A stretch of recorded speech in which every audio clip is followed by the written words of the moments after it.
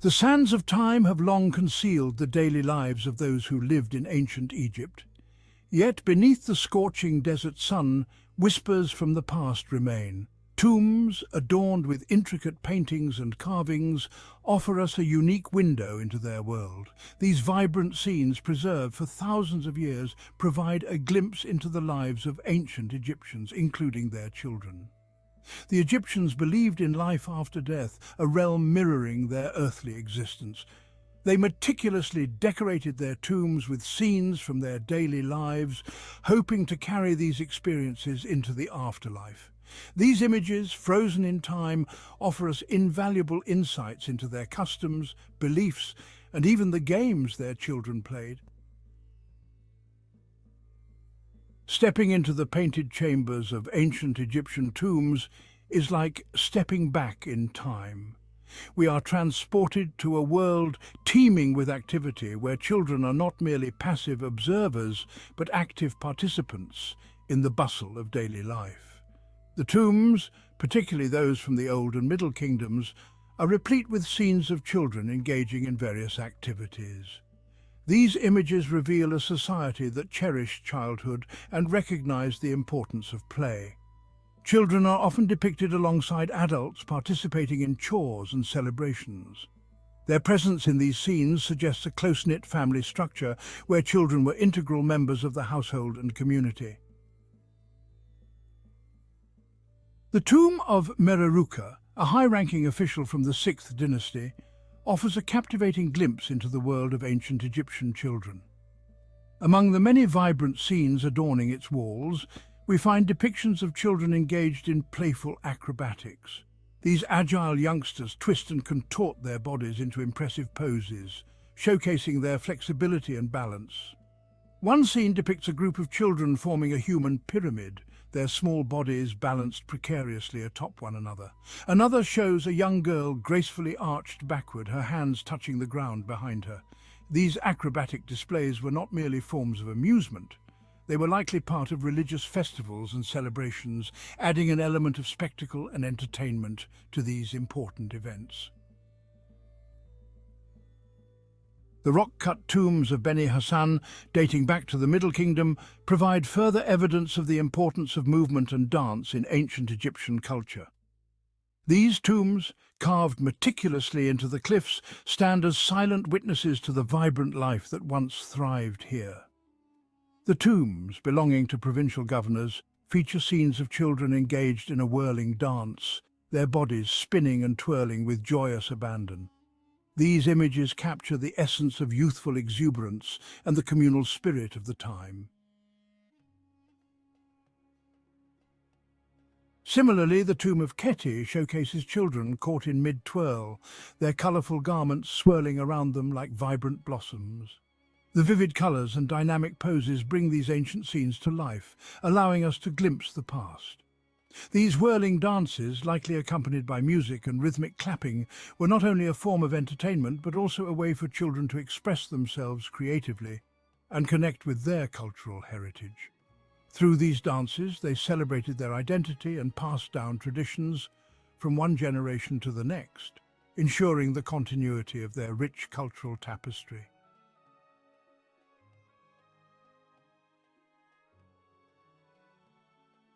The scorching Egyptian sun dictated much of daily life, and clothing was no exception. The intense heat and relentless sun shaped the way ancient Egyptians dressed, influencing their choice of materials and styles. Ancient Egyptian children, much like their adult counterparts, donned light and airy garments suited to the hot climate. These garments were designed to keep them cool and comfortable, allowing them to go about their daily activities without being hindered by the oppressive heat. Linen, a fabric woven from the flax plant, was the material of choice, its breathable nature providing comfort in the sweltering heat. The process of weaving linen was an essential skill, passed down through generations, ensuring that everyone had access to this vital fabric. Young children, particularly boys, were often depicted wearing little to no clothing, their bare skin allowing them to stay cool under the desert sun. This minimalistic approach to clothing was practical and efficient, helping them avoid overheating. Girls, as they grew older, would wear simple linen dresses, often held up by straps over the shoulders. These dresses were not only functional, but also allowed for a degree of modesty as they transitioned into adulthood.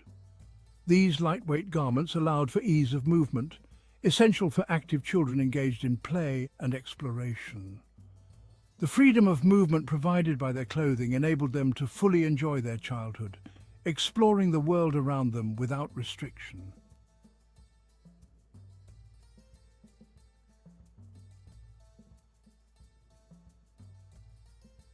The ancient Egyptian concept of childhood extended beyond mere survival. It encompassed play and imagination.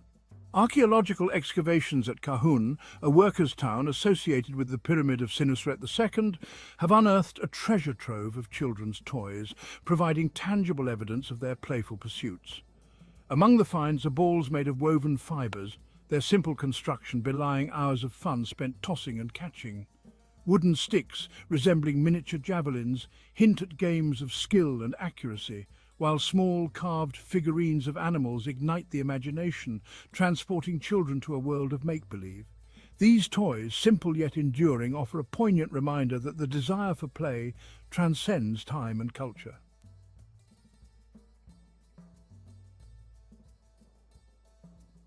Play in ancient Egypt was not limited to physical activity, it also encompassed games of skill and strategy. These games were an integral part of daily life and were enjoyed by both the young and the old. Board games, in particular, were popular pastimes, enjoyed by people of all ages, including children. These games were often played in the evenings or during festivals, bringing families and communities together. Two of the most well-known ancient Egyptian board games are Senet and Mehen. These games have been discovered in various archaeological sites, indicating their widespread popularity. Senet, a game of strategy played on a long, narrow board with 30 squares, involved moving pieces according to the roll of dice. The game required careful planning and foresight to outmaneuver opponents. The game, often found depicted in tomb paintings, was believed to have religious significance, representing the journey of the soul through the afterlife. It was thought that mastering Senet could help one navigate the challenges of the afterlife. Mehen, named after the snake god, was played on a circular board resembling a coiled serpent. The unique design of the board added an extra layer of complexity to the game. Players would move their pieces around the board, attempting to capture their opponent's pieces.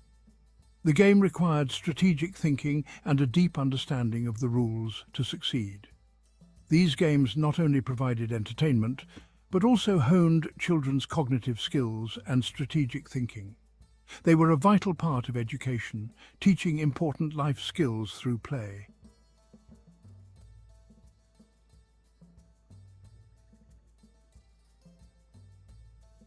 The Nile River, the lifeblood of ancient Egypt, was not only a source of sustenance but also a playground for children seeking respite from the desert heat. Swimming was a popular activity, and tomb scenes often depict children frolicking in the river's cool waters.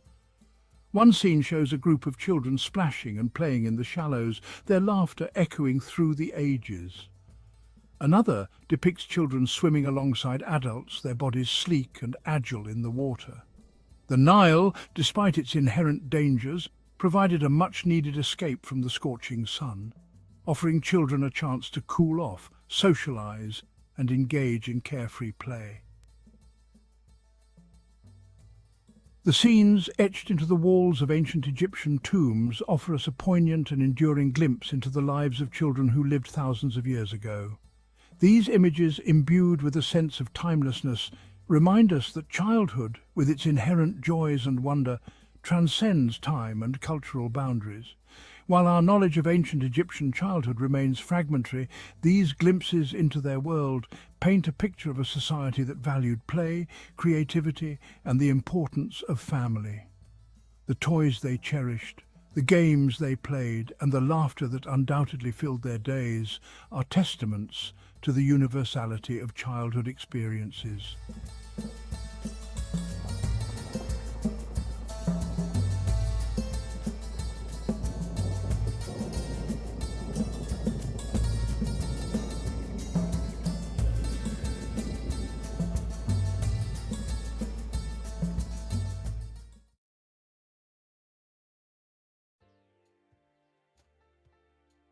Death in ancient Egypt was not an end, but a transition, a pause before embarking on a perpetual journey to the afterlife. This belief fueled the practice of mummification, a complex and sacred ritual designed to preserve the physical body for the soul's eternal existence. The Egyptians believed that the soul, or ka, needed a physical form to inhabit in the afterlife. Mummification, therefore, was not merely about preserving the deceased, but about ensuring their successful transition and journey in the next world. This meticulous process transformed the deceased into an eternal being, ready to face the challenges and rewards of the afterlife. Imagine the hustle and bustle of ancient Egypt. The hot desert sun beats down on the land. The Nile River flows serenely, its banks teeming with life. Amidst this vibrant backdrop, a death has occurred, casting a somber shadow over the community. Yet there is no despair, only a quiet acceptance of the next stage of existence. For the Egyptians, death was simply a transition, a doorway to another realm. And to navigate this passage successfully, one needed the proper preparation, mummification. The Egyptians were deeply spiritual people. Their lives revolved around the cycles of nature and the promise of life after death. Central to this belief was the concept of the ka, the spiritual essence or soul of an individual. This ka played a vital role in the afterlife. It was believed to journey to the underworld, face judgment, and ultimately, if deemed worthy, achieve eternal life. But for the ka to survive, it needed a vessel, a physical form to return to. Hence, the elaborate and highly ritualized process of mummification evolved. This intricate procedure, shrouded in mystery and steeped in symbolism, was not merely about preserving the body from decay. It was about preparing the deceased for an eternal voyage, ensuring that they had everything they needed to navigate the trials and tribulations of the underworld and emerge triumphant in the afterlife.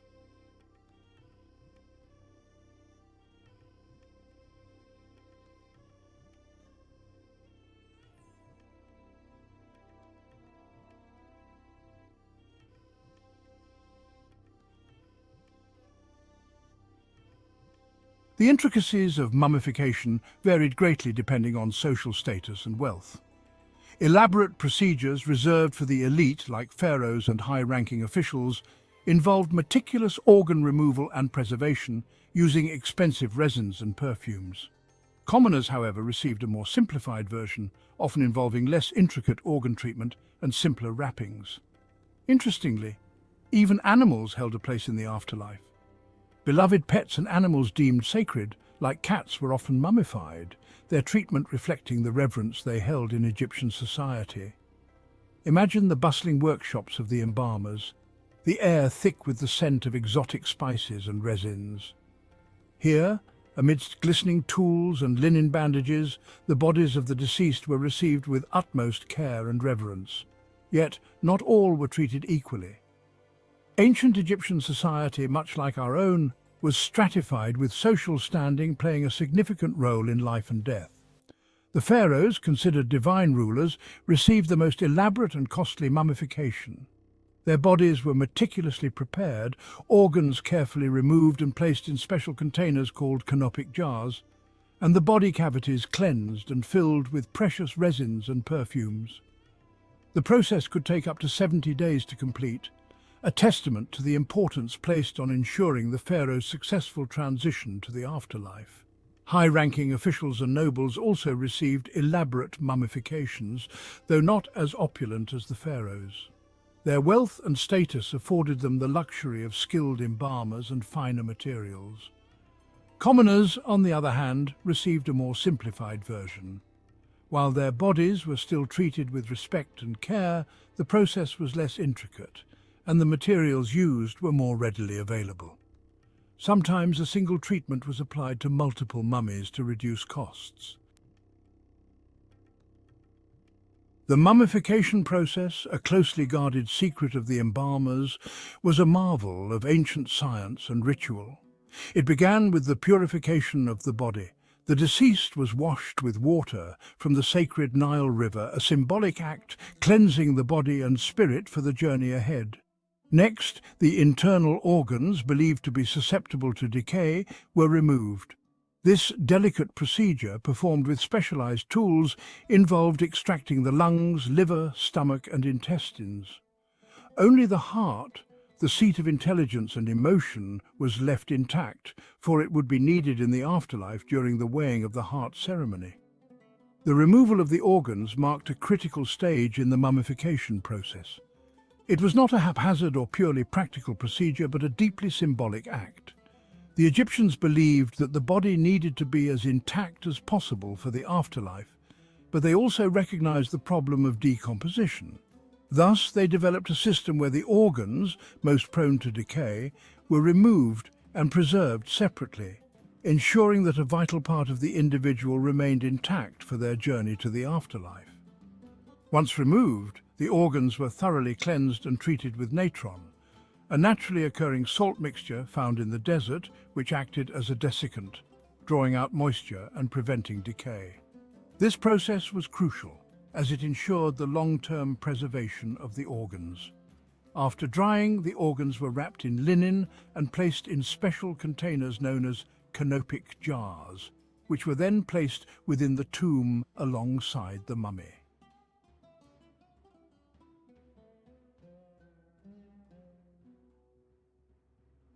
Section 4. Safeguarding the Essence. Canopic Jars and the Four Sons of Horus. The canopic jars were more than just containers. They were intricate works of art imbued with religious significance. Each jar was adorned with the head of a deity, each representing one of the four sons of Horus, the falcon-headed god of kingship.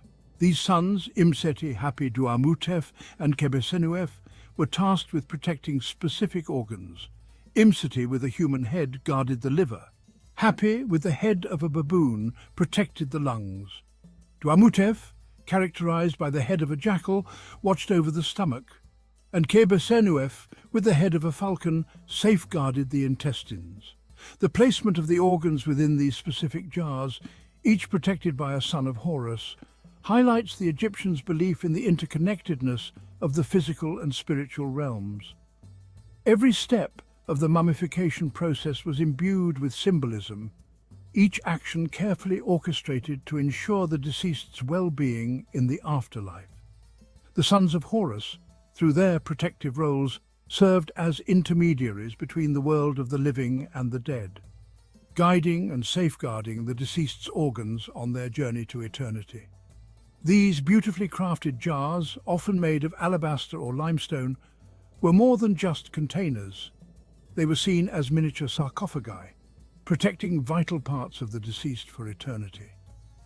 Their presence within the tomb underscored the belief that the body in its entirety played a crucial role in the afterlife. The care and artistry lavished upon these jars are a testament to the Egyptians' deep respect for the dead and their commitment to ensuring a smooth transition to the afterlife. The power of natron, drying for eternity. With the organs removed and placed in their respective canopic jars, the next stage of the mummification process focused on dehydrating the body. This was crucial to prevent decomposition. The Egyptians used natron, a naturally occurring salt mixture found in abundance in the desert, for this purpose. The body, covered in natron packs, was laid on a slanted table, allowing fluids to drain away. Natron, a desiccant, played a vital role in mummification. It acted like a sponge, drawing out all the moisture from the body, effectively halting the process of decomposition. This natural salt, readily available in the Egyptian desert, became synonymous with preservation, its use extending beyond mummification to preserving food and other perishable goods. For about 40 days, the body remained immersed in this natron bath, slowly drying and becoming resistant to decay. The embalmers, skilled in their craft, regularly checked the progress, ensuring the body was dehydrating properly. This period of drying was crucial, as it transformed the body from a perishable vessel into a lasting symbol of eternal life.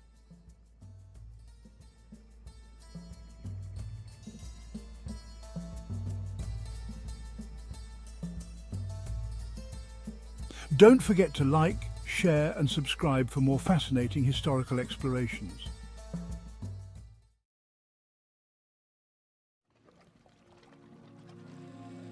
The Nile, a life-giving river, snakes through the arid landscapes of North Africa. Along its banks, an extraordinary civilization blossomed thousands of years ago, ancient Egypt. This land, shrouded in mystery and legend, continues to captivate our imagination. From the towering pyramids of Giza to the enigmatic Sphinx, the remnants of ancient Egypt whisper tales of pharaohs, gods, and a civilization that thrived for millennia. These monumental structures are not mere relics of a bygone era. They stand as testaments to human ingenuity, ambition, and a deep connection with the cosmos. The ancient Egyptians believed in the eternal cycle of life and death, reflected in their elaborate burial rituals and the grandeur of their tombs. Join me now as we embark on a journey through time, exploring the rise and fall of this extraordinary civilization.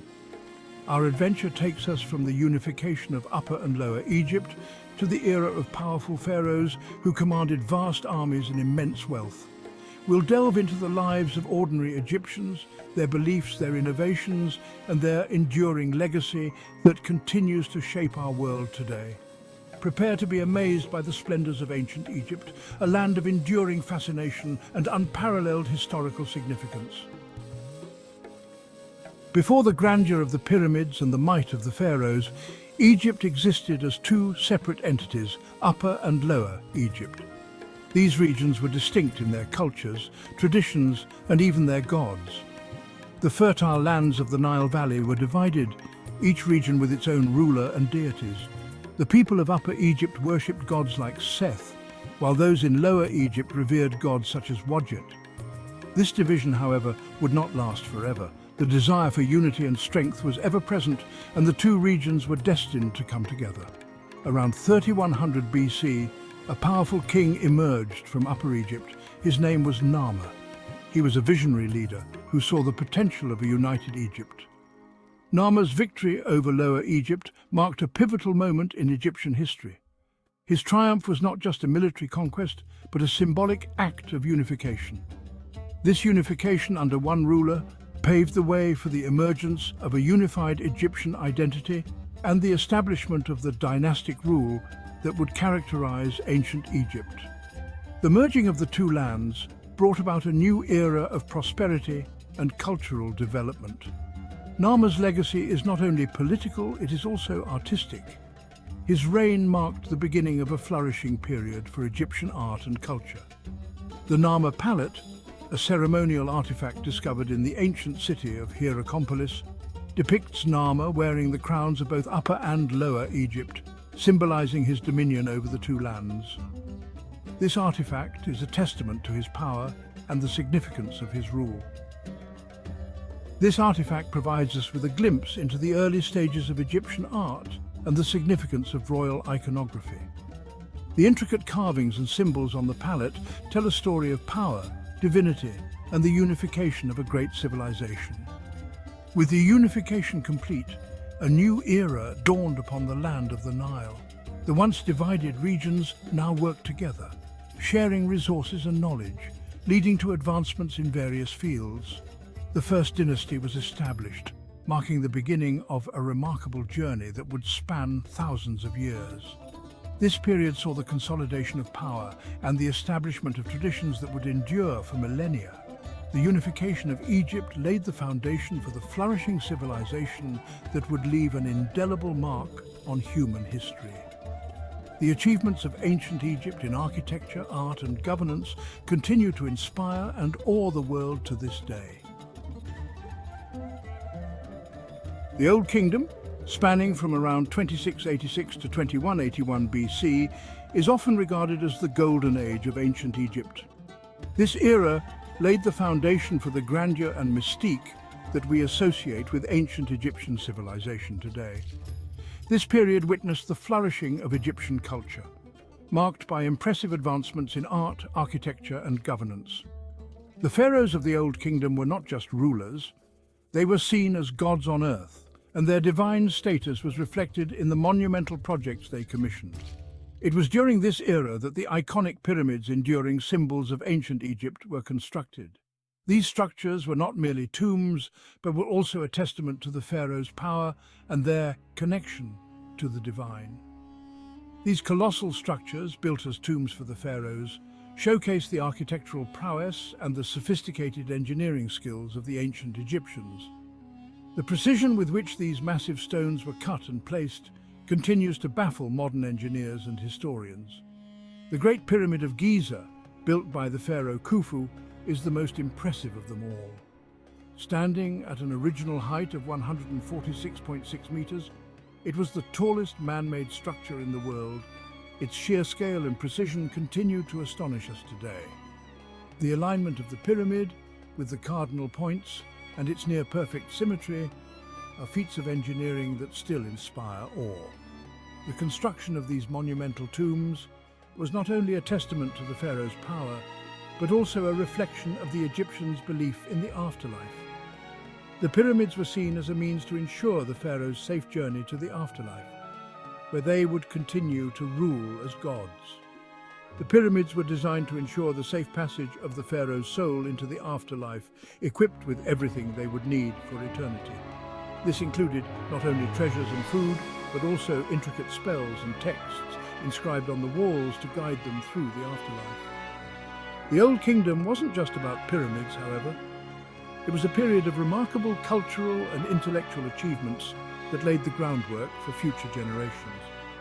This period saw the development of hieroglyphic writing, a complex system that combined logographic, syllabic, and alphabetic elements.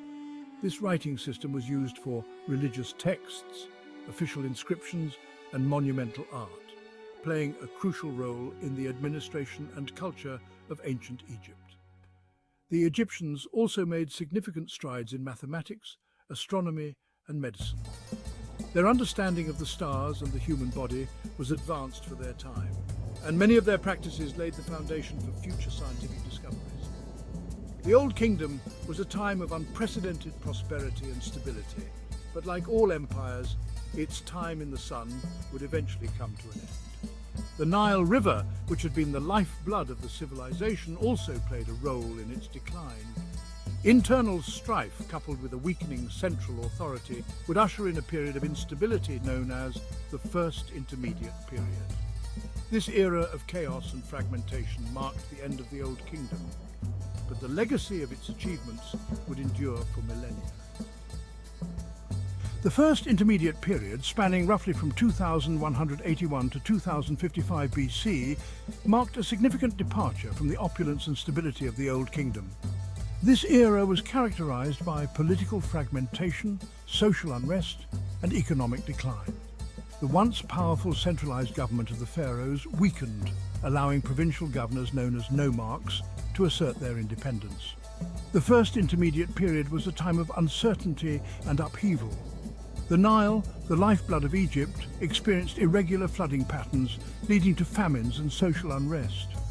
The weakening central authority resulted in increased competition for resources and power struggles between rival nomarchs. Despite the challenges, this period wasn't devoid of cultural and artistic innovation.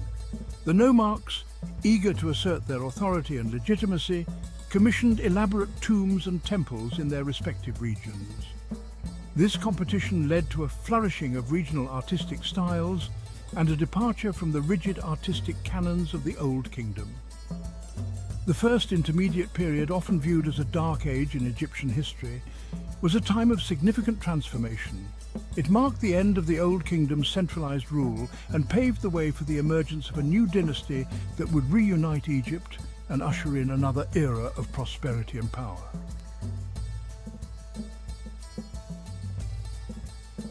Around 2055 BC, a new dynasty emerged from Thebes, a powerful city-state in Upper Egypt. This marked the beginning of a transformative era in Egyptian history. Mentuhotep II, a visionary leader, succeeded in reuniting Upper and Lower Egypt, bringing an end to the political fragmentation that had plagued the country for nearly a century. His leadership was instrumental in restoring the nation's unity. This reunification marked the beginning of the Middle Kingdom, a period characterized by renewed stability, expansion, and a flourishing of arts and culture. The Middle Kingdom is often considered a Renaissance period in ancient Egyptian history. Mentuhotep II's reign marked a return to strong central authority. He was not just a ruler, but a reformer who laid the foundation for future prosperity. He embarked on ambitious building projects, revitalized trade routes, and restored order throughout the land. These projects included the construction of temples, fortresses, and irrigation systems that boosted agricultural productivity. The Middle Kingdom pharaohs, learning from the mistakes of their predecessors, implemented administrative reforms to strengthen the central government and prevent future fragmentation. These reforms included the establishment of a more efficient bureaucracy and the appointment of loyal officials to key positions. The Middle Kingdom was not only a time of internal consolidation, it was also an era of expansion. Egyptian armies pushed the boundaries of the kingdom further than ever before. Egyptian influence reached southward into Nubia, a region rich in gold and other valuable resources. This expansion brought immense wealth and resources to Egypt, further solidifying its power. Trade flourished, bringing wealth and exotic goods from distant lands. Merchants traveled far and wide, establishing trade networks that connected Egypt with other great civilizations of the time. The Middle Kingdom, with its focus on stability, expansion, and administrative efficiency, laid the groundwork for the emergence of the New Kingdom, a period that would witness Egypt's transformation into a mighty empire. The achievements of the Middle Kingdom set the stage for future greatness. The pharaohs of the Middle Kingdom, through their shrewd leadership and ambitious endeavors, ensured that Egypt would rise again to reclaim its place as a dominant force in the ancient world. Their legacy is a testament to the enduring strength and resilience of the Egyptian civilization.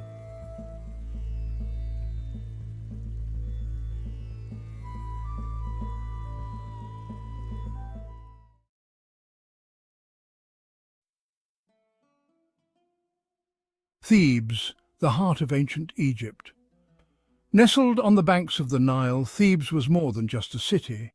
It was the beating heart of a civilization, showcasing human ambition, faith, and artistry.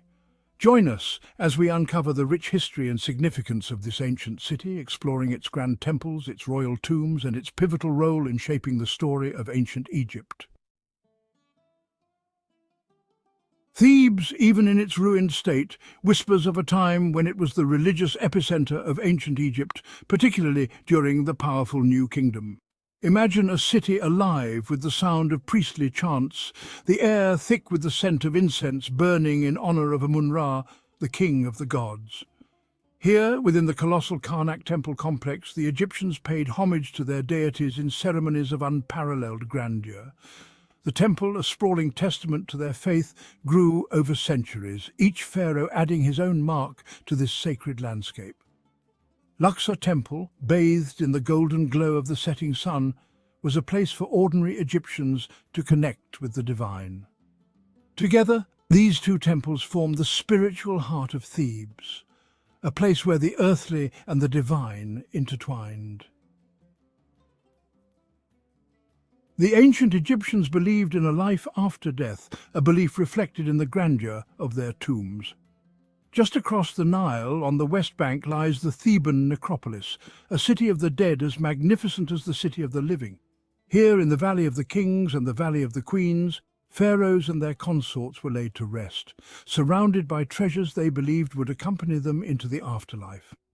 The tomb of Tutankhamun, a relatively minor pharaoh, yielded a treasure trove of artifacts that captivated the world's imagination. But perhaps even more impressive are the elaborate tombs of rulers like Seti I and Ramses VI, their walls adorned with vibrant scenes from the Book of the Dead. Dotting the landscape are the mortuary temples, grand structures built not for the dead but for their memory. These temples, along with the royal tombs, stand as silent sentinels, guarding the secrets of Egypt's past. For centuries, Thebes was more than just a religious center. It was the vibrant heart of a nation, the capital of a mighty empire. Imagine the bustling streets of Thebes during its zenith, a time when it was known as the City of 100 Gates. Thebes' rise to prominence began during the Middle Kingdom, when Mentuhotep II reunited the two lands after a period of division. He moved the capital to Thebes, laying the foundation for its future glory. But it was during the New Kingdom that Thebes truly flourished, reaching the pinnacle of its power and influence. Under the rule of powerful pharaohs like Thutmose III and Amenhotep III, Thebes became a metropolis, a hub of international trade and a centre of art and culture. The city's wealth was evident in its grand temples, its opulent palaces, and the luxurious lifestyle of its elite. Yet, even after losing its political dominance, Thebes remained a city of immense religious and cultural significance, a testament to its glorious past. Few sights on earth can compare to the awe-inspiring grandeur of the Karnak temple complex. Imagine standing before this colossal structure, its towering pylons reaching towards the heavens, a symbol of human devotion and architectural genius. Karnak was not simply a temple, it was a city within a city, a complex of temples, chapels and monuments dedicated to the Theban triad Amun-Ra, Mut and Khonsu. The hypostyle hall, with its forest of massive columns, is perhaps the most iconic image of Karnak. The construction of Karnak spanned over 2 millennia, with each successive pharaoh feeling compelled to leave his mark on this sacred complex. From the massive pylons and obelisks to the intricate reliefs and inscriptions that adorn its walls, Karnak stands as a testament to the ambition, ingenuity, and deep religious fervour of the ancient Egyptians.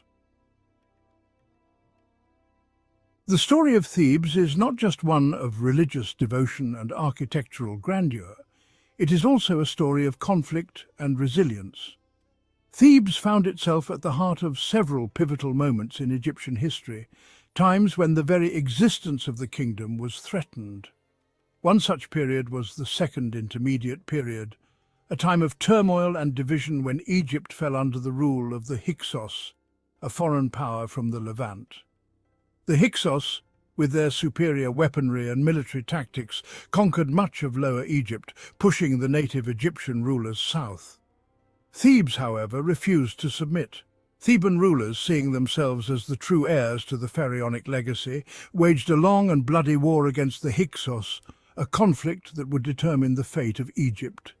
Finally, under the leadership of Ahmose I, the founder of the 18th dynasty, the Egyptians triumphed.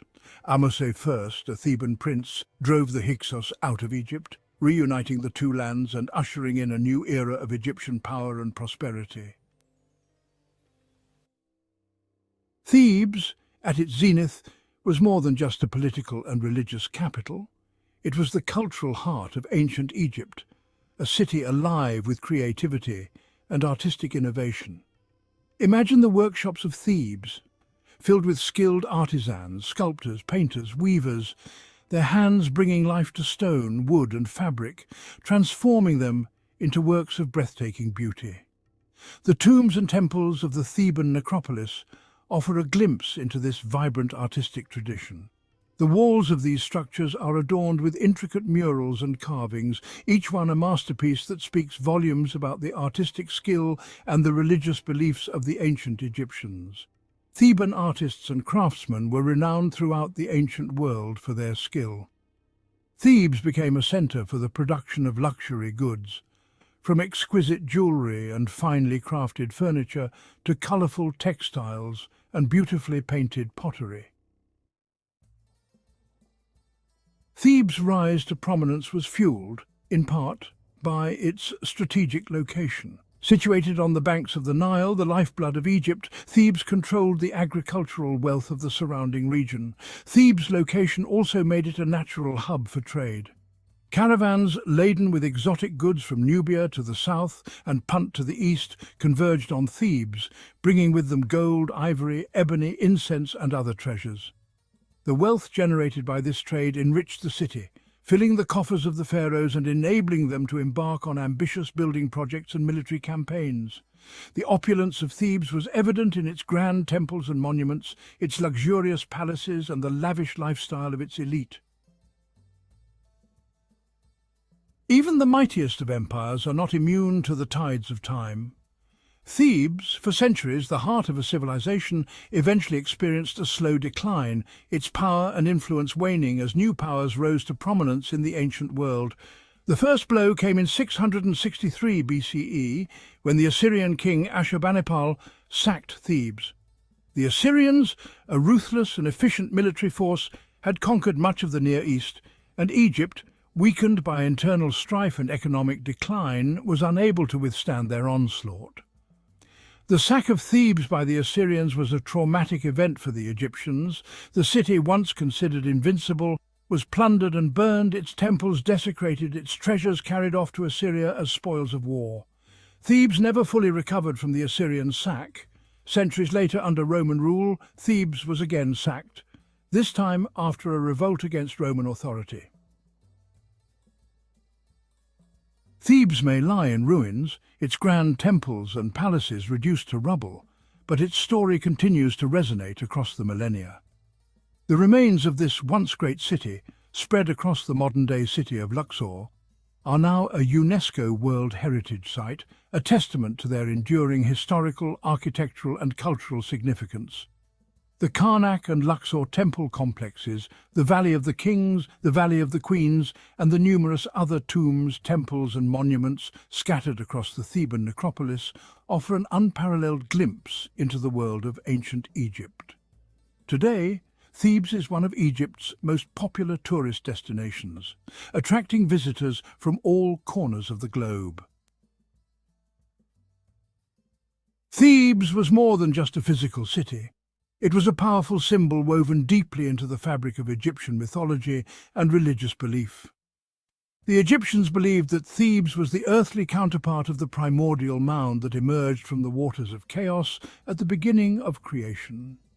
It was here, in the heart of Thebes, that the god Amun-Ra, the king of the gods, was said to have first emerged, bringing light and order to the world.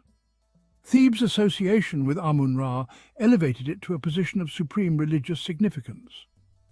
The Opet Festival, one of the most important events in the Egyptian religious calendar, was celebrated annually in Thebes.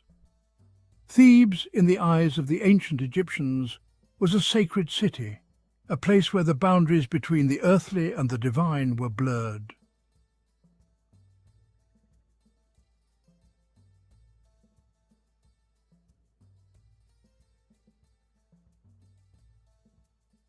Thank you for joining us on this journey through the ancient city of Thebes.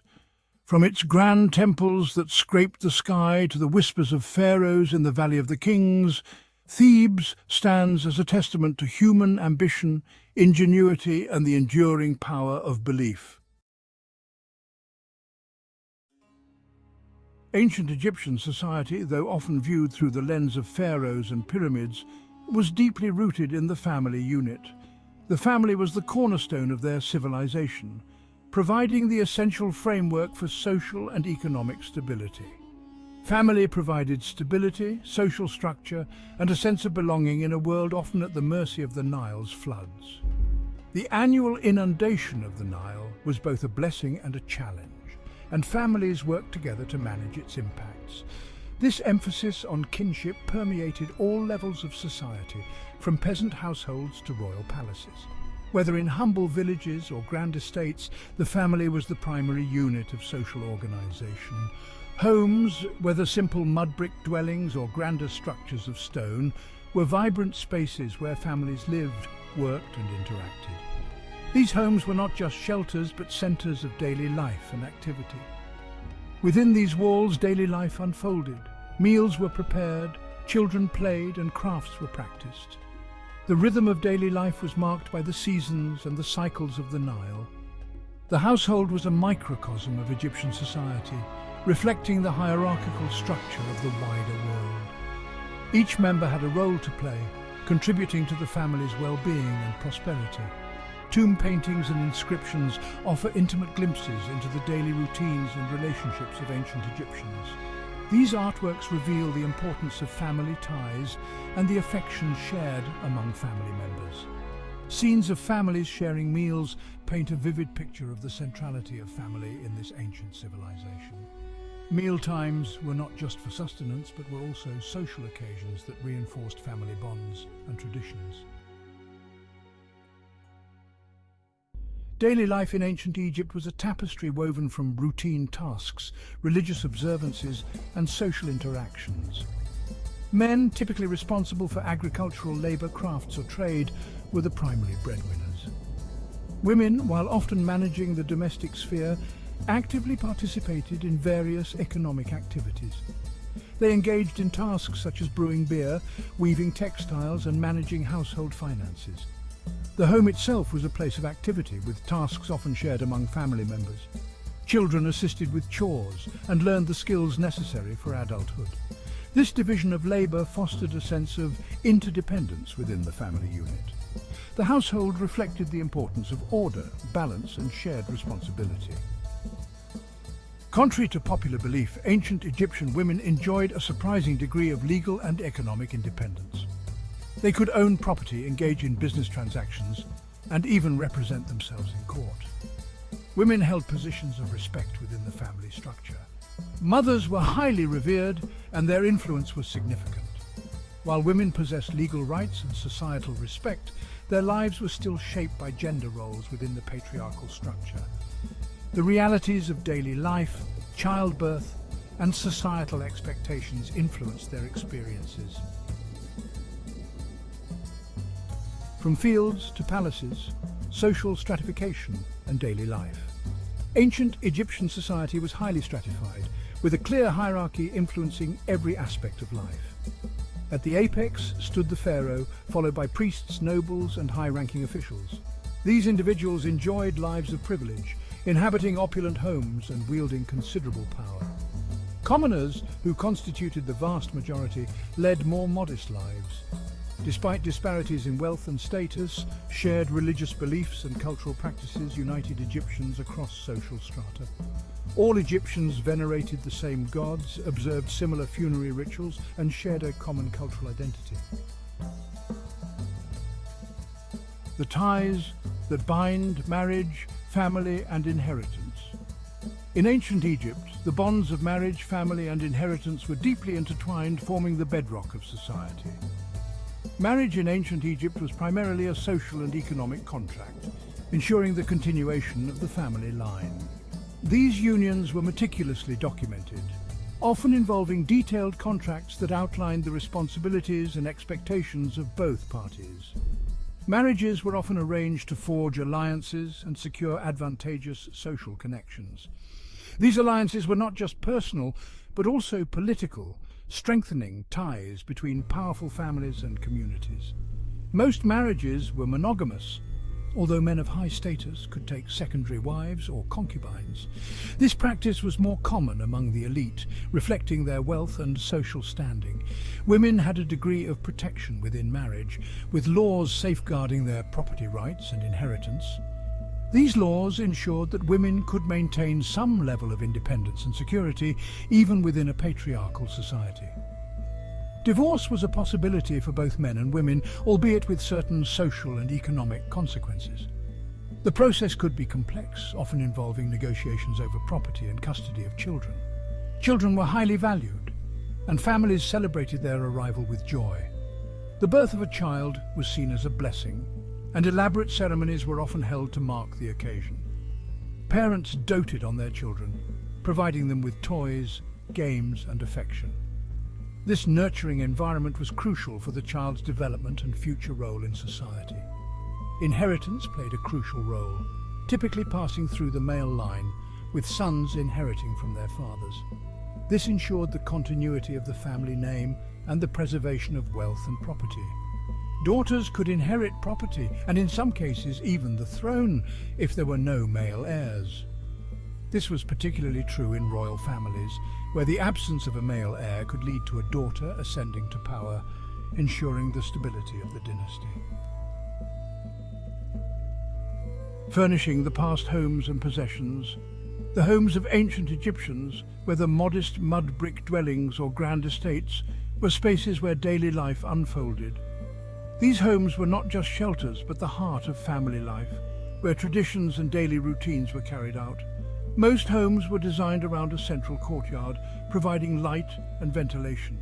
This architectural feature was crucial in the hot climate, ensuring that the living spaces remained cool and comfortable. This open space often served as an extension of the living area where families gathered for meals and socializing. It was a place for children to play, for adults to work, and for everyone to relax and enjoy each other's company. Furniture was typically simple and functional, with wooden frames covered with woven mats for beds. These beds provided a basic yet comfortable place to rest after a day's work. Chests and boxes stored clothing and personal belongings, while pottery vessels held food and drink. These storage solutions were essential for keeping the home organized and ensuring that daily necessities were easily accessible. Wealthier homes had brightly colored paintings depicting scenes from daily life and religious rituals. These artworks added a touch of elegance and reflected the homeowner's taste and social status. These murals beautified the home and served as visual reminders of the homeowner's status and beliefs. They often depicted gods, goddesses, and significant events, reinforcing the cultural and religious values of the time. The possessions found in Egyptian homes provide valuable insights into the lifestyles and beliefs of the people who lived in them. From everyday items to decorative pieces, each object tells a story about the ancient Egyptians' way of life, their values and their aspirations. A child's world upbringing and education in the Nile Valley. Childhood in ancient Egypt was a crucial period of preparation for adulthood. Children were nurtured in environments where they were taught the skills and values essential for their future roles in society. Education was highly valued, with literacy seen as a mark of social distinction. Boys from wealthy families often received formal education at temple schools, learning to read and write hieroglyphs. Girls were educated at home in domestic skills like weaving and managing the household. Play was an integral part of childhood, with children engaging in a variety of games and activities. The transition to adulthood was marked by rituals and ceremonies, signifying readiness for marriage, family, and societal contributions. Our understanding of ancient Egyptian family life has been shaped by centuries of scholarship and archaeological discoveries. The Victorian era often projected its own values onto the past, interpreting ancient Egyptian society through a lens of patriarchy. As archaeological evidence has accumulated, our understanding of gender roles and family dynamics has become more nuanced. Legal documents, tomb inscriptions, and artistic representations depicting women in positions of authority have challenged traditional interpretations. By acknowledging the diversity of human experience, we gain a more accurate understanding of the past.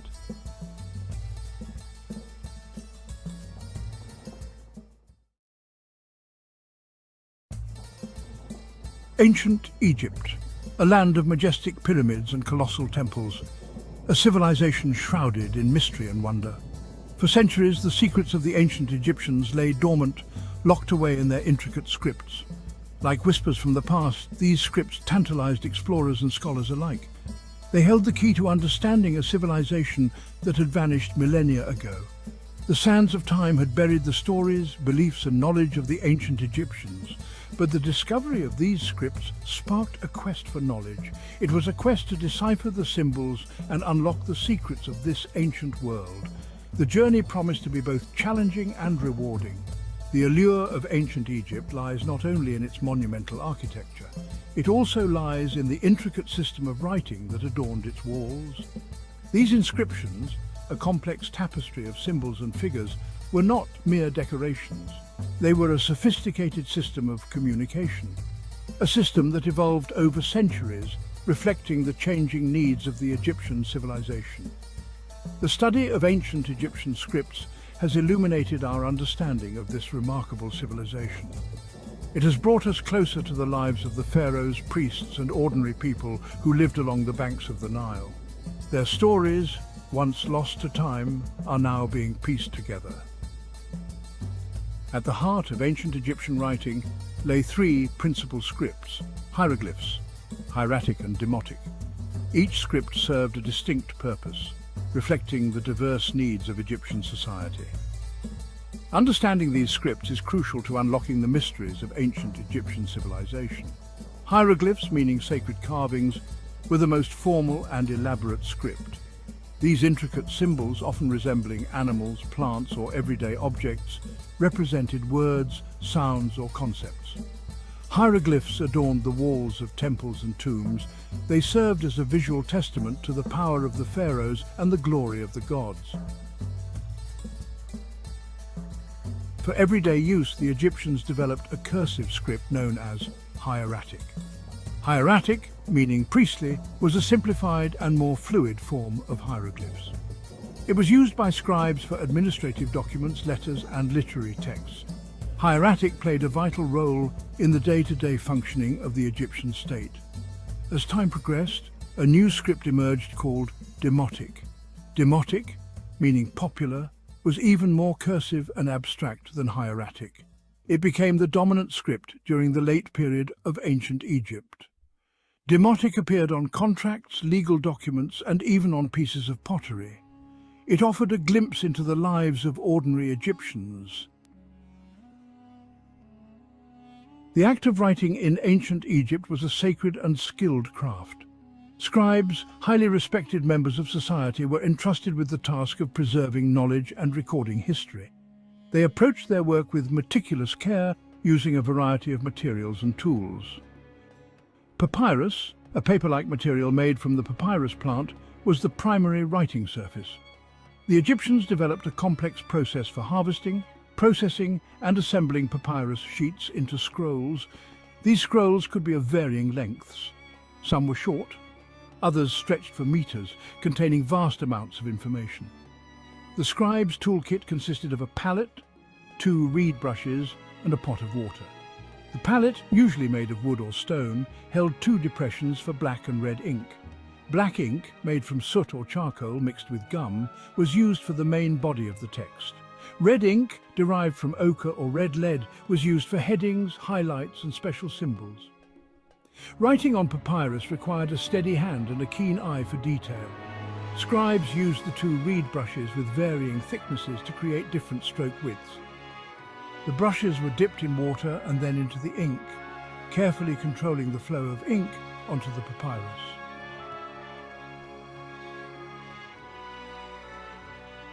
For centuries, the secrets of ancient Egyptian scripts remained hidden.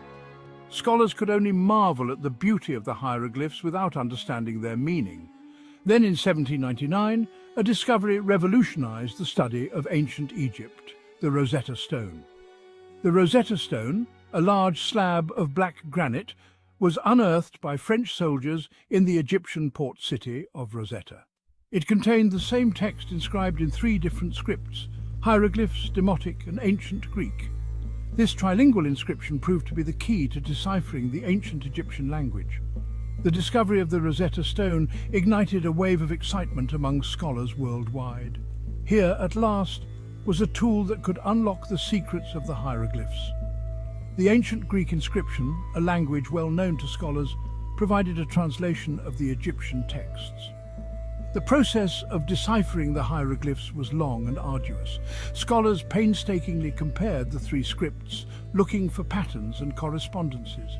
They realized that certain hieroglyphs enclosed in ovals, known as cartouches, represented the names of pharaohs. This breakthrough paved the way for further discoveries.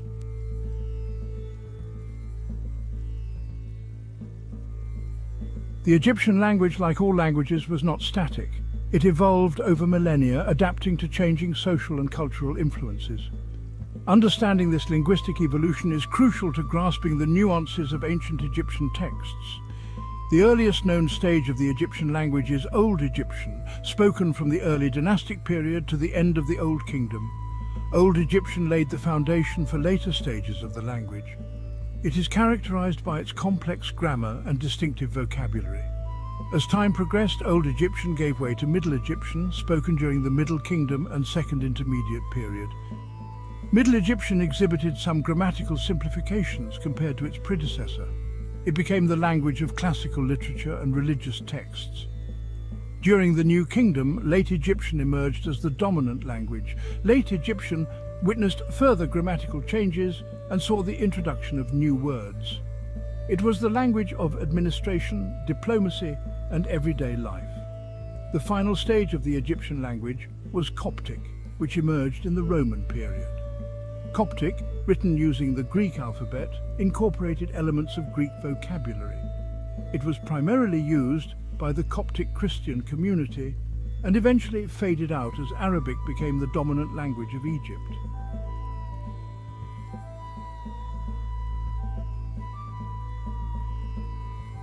In the hierarchy of ancient Egyptian society, scribes held a position of great respect and influence. They were the guardians of knowledge, responsible for preserving and transmitting information across generations. Their skills were essential to the functioning of the Egyptian state. Becoming a scribe was a long and arduous process. Boys from elite families began their training at a young age.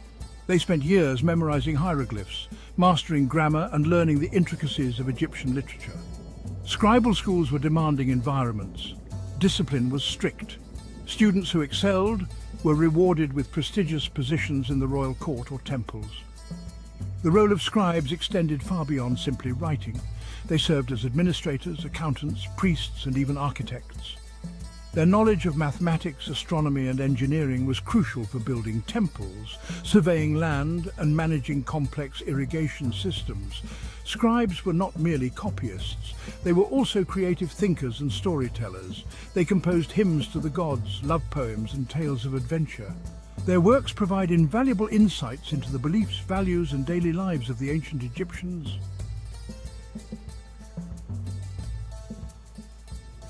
The legacy of ancient Egyptian scripts is profound and enduring. The deciphering of hieroglyphs and the study of the Egyptian language have revolutionized our understanding of this ancient civilization. We can now read the words of pharaohs, explore the beliefs of priests, and delve into the lives of ordinary people. The inscriptions on temple walls and tomb paintings are no longer silent witnesses to a bygone era. They speak to us across millennia, revealing the hopes, dreams, and fears of a civilization that flourished along the banks of the Nile. We can now appreciate the artistry of their writing, the complexity of their language, and the depth of their knowledge. The study of ancient Egyptian scripts is an ongoing endeavor. New discoveries are constantly being made, shedding further light on this fascinating civilization. Each inscription deciphered, each text translated, brings us one step closer to unraveling the mysteries of ancient Egypt.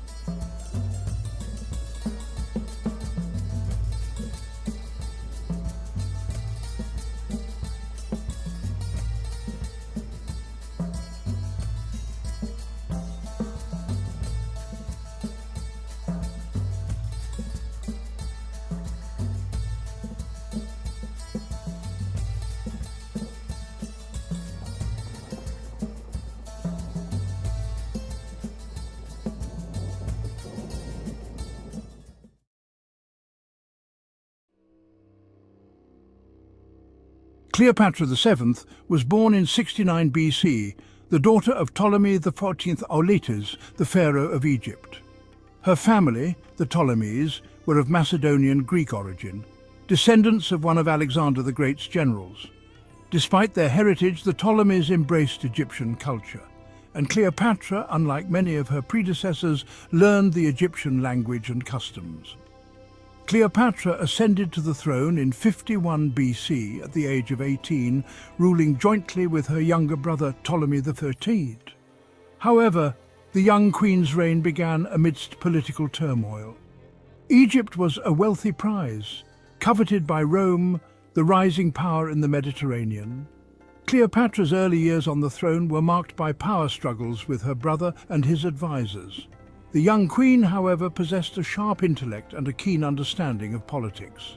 She was determined to secure her position and restore Egypt to its former glory. The joint rule of Cleopatra and Ptolemy XIII was fraught with tension.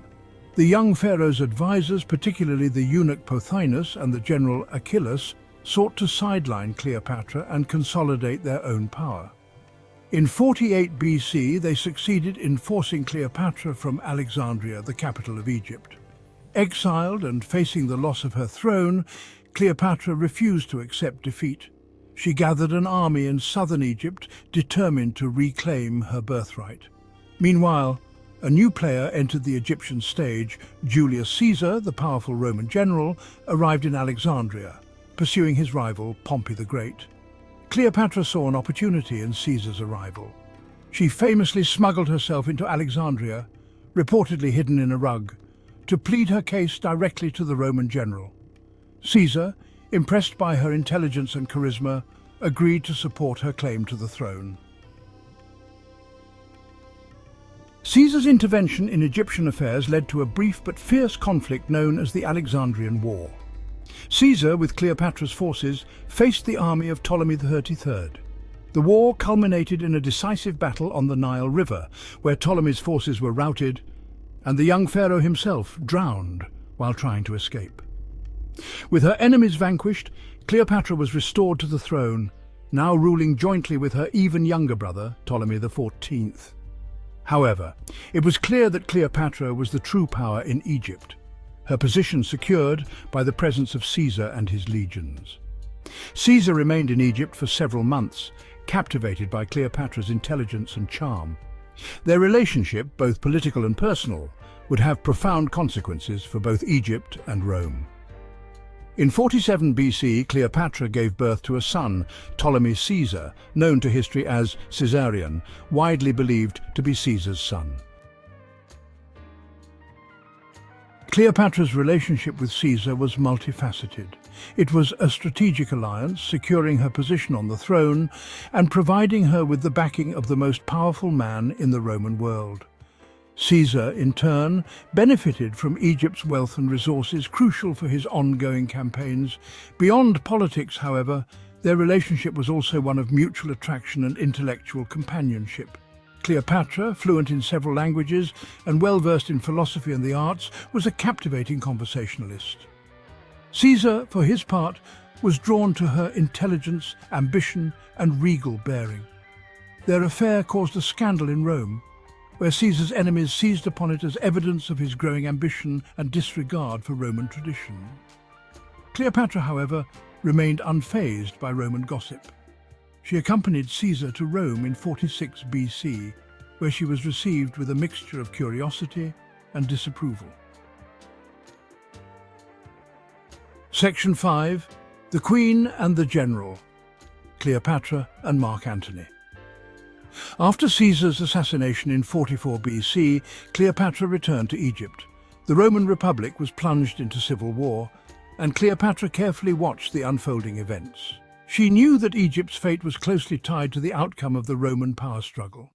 One of the key figures in the post-Caesar Roman world was Mark Antony, Caesar's close friend and loyal general. In 41 BC, Antony summoned Cleopatra to Tarsus in modern-day Turkey to answer for her alleged support of his enemies. Cleopatra, ever the strategist, saw this as an opportunity to forge a new alliance with a powerful Roman leader. She arrived in Tarsus in grand style, sailing up the Cydnus River on a lavishly decorated barge dressed as the goddess Aphrodite. Antony, known for his love of luxury and spectacle, was completely captivated.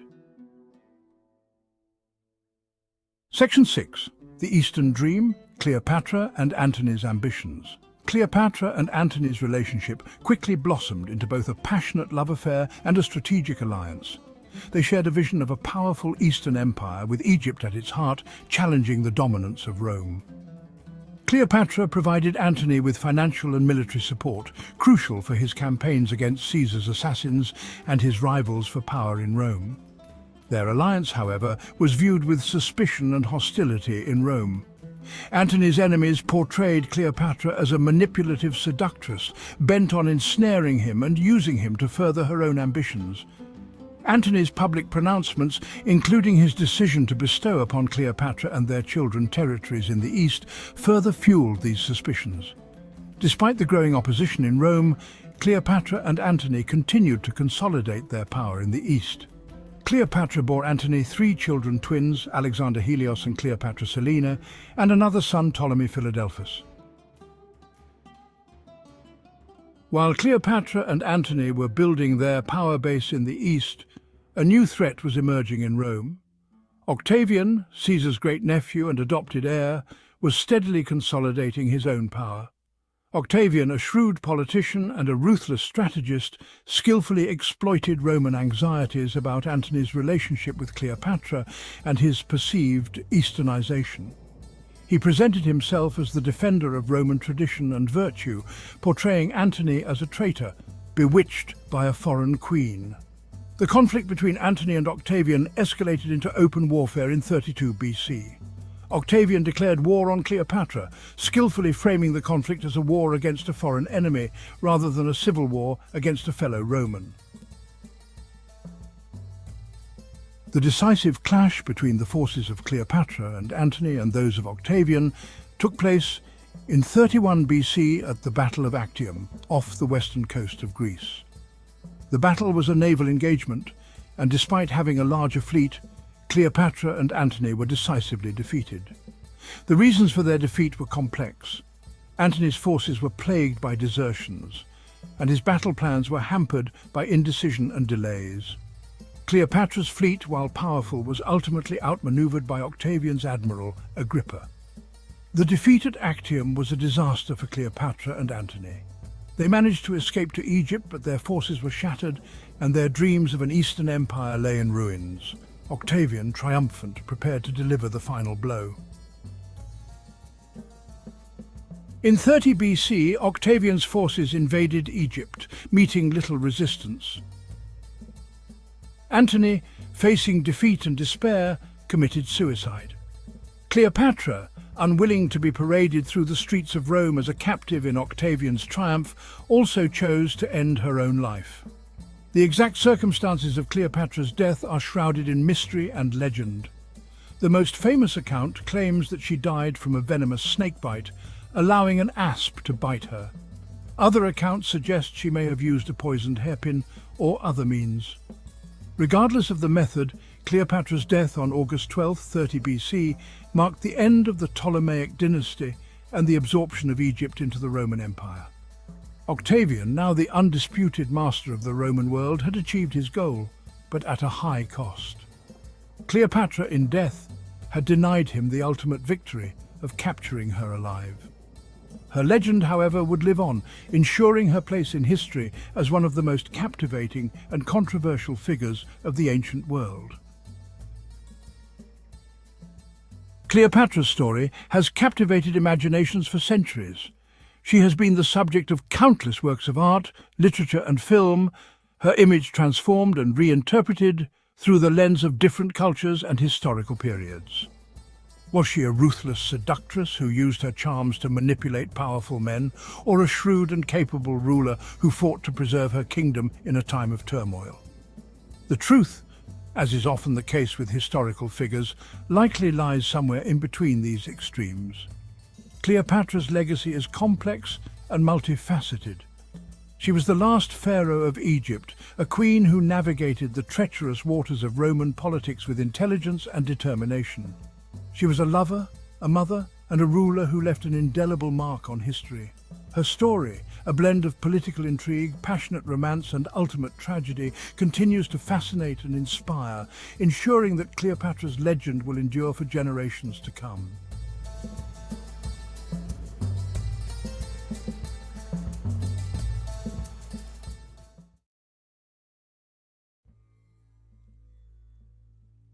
Deep in the heart of the Sinai Peninsula, amidst a rugged and unforgiving landscape, rises a mountain shrouded in mystery and legend. This is a place where the harshness of the desert meets the sublime beauty of nature, creating a setting that feels both timeless and otherworldly. Mount Sinai, known also as JBLMWS, Jabal Musa in Arabic, meaning Moses' mountain, has captivated the hearts and minds of people for millennia. It is a site of profound historical and spiritual significance, revered by multiple faiths and cultures. Its towering peaks and desolate beauty whisper tales of ancient prophets and divine encounters. The mountain stands as a silent witness to the passage of time, its rugged slopes etched with the stories of those who have come seeking answers and enlightenment. The very air around Mount Sinai seems to crackle with an unseen energy, a palpable sense of the sacred that has drawn pilgrims and seekers for centuries. Each step taken on its ancient paths feels like a journey through history, a connection to something greater than oneself. The silence of the desert, broken only by the wind whistling through the canyons, invites contemplation and introspection. It is a silence that speaks volumes, offering a space for reflection and a deeper understanding of one's place in the universe. It is a place where the veil between the earthly and the divine feels thin, where the echoes of ancient events still reverberate through the ages. The ancient ruins and relics scattered across the mountains serve as a testament to its enduring significance, a reminder of the countless souls who have been touched by its mystique. The history of Mount Sinai stretches back through the mists of time, intertwined with the very fabric of human civilization. The earliest mention of the mountain can be traced back to ancient Egyptian texts, where it was known as the Mountain of the Moon. The Egyptians believed that the goddess Hathor, the deity of love, beauty, music, dancing, fertility and joy, resided on the mountain. They mined turquoise in the area and built temples at its base, evidence of their deep reverence for this sacred place. The legacy of their presence can still be seen today in the ruins and artifacts scattered across the landscape. Mount Sinai holds a unique place in the history of the world's great Abrahamic religions. For Jews, Christians and Muslims alike, it is revered as the site where Moses received the Ten Commandments from God. This pivotal event, recounted in the book of Exodus, forever linked Mount Sinai with divine revelation and the establishment of moral law. For Christians, Mount Sinai represents the tangible manifestation of God's covenant with his people. It symbolizes the meeting point between heaven and earth, a place where the divine will was made known to humanity. Muslims too revere Moses as a prophet and recognize the importance of Mount Sinai in his story.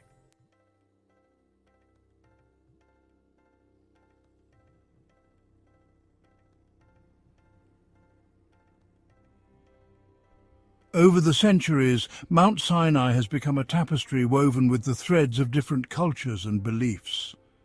This sacred mountain stands as a testament to the rich history and spiritual significance that it holds for so many people around the world. Bedouin tribes, who have called the Sinai Desert home for generations, have their own stories and traditions associated with the mountain. These nomadic people have passed down their legends and customs through countless generations, each adding their own layer to the mountain's mystique. They believe that the mountain is inhabited by jinn, or spirits, and treat it with respect and reverence. The Bedouins' rituals and practices are deeply intertwined with the natural landscape, reflecting a profound connection to the earth and the unseen forces they believe dwell within it. For many, a visit to Mount Sinai is a deeply spiritual experience, a pilgrimage to a place where they can connect with the divine and reflect on the deeper meaning of life. Pilgrims from various faiths come here seeking solace, enlightenment, and a sense of peace that only such a sacred site can provide. The mountain has a way of stripping away the superficial and revealing the raw essence of the human spirit. In the quiet moments at the summit, one can feel a profound sense of clarity and purpose, as if the mountain itself whispers ancient truths to those who are willing to listen. Beyond its religious and historical significance, Mount Sinai is also home to a surprising array of natural wonders.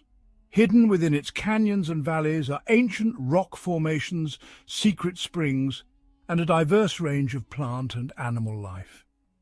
The mountain is a haven for ibexes, gazelles, and other desert creatures that have adapted to its harsh conditions. In an age of globalization and technological advancement, it is easy to feel disconnected from the natural world and the spiritual dimensions of life. Yet, Mount Sinai stands as a timeless reminder of the enduring power of faith, the beauty of the natural world, and the interconnectedness of all things. Whether one is drawn to Mount Sinai for its religious significance, its historical legacy, or simply its raw natural beauty, the mountain has a way of leaving an indelible mark on the soul. It is a place that challenges, inspires, and ultimately transforms.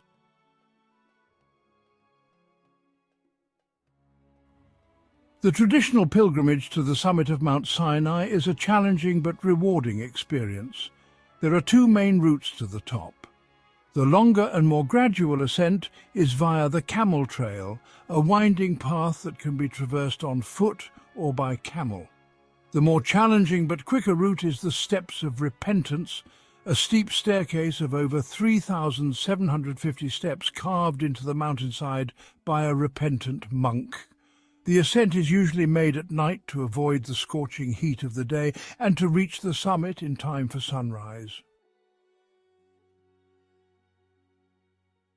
At the summit of Mount Sinai lies St. Catherine's Monastery, one of the oldest continuously operating Christian monasteries in the world. Founded in the 6th century AD, the monastery is a UNESCO World Heritage Site and houses a treasure trove of religious art, manuscripts and icons. The monastery's library is renowned for its collection of ancient texts, including the Codex Sinaiticus, one of the oldest surviving manuscripts of the Bible. The monastery is a testament to the enduring power of faith and the human spirit's ability to thrive in even the harshest of environments.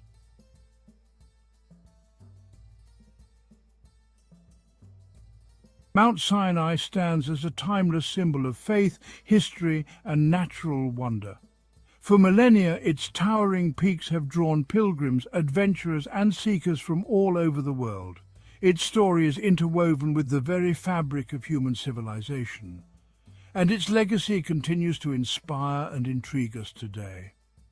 As long as humans gaze up at the stars and ponder the mysteries of life, Mount Sinai will continue to hold a special place in our hearts and imaginations.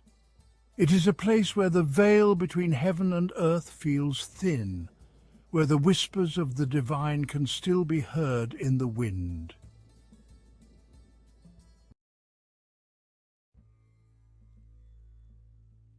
Deep in the heart of Nubia, where the Nile River flows through the sands of time, lies a land steeped in history and mystery. This ancient region, with its vast deserts and fertile riverbanks, has been a cradle of civilization for millennia. Here stand the colossal temples of Abu Simbel, a marvel of ancient engineering and artistry.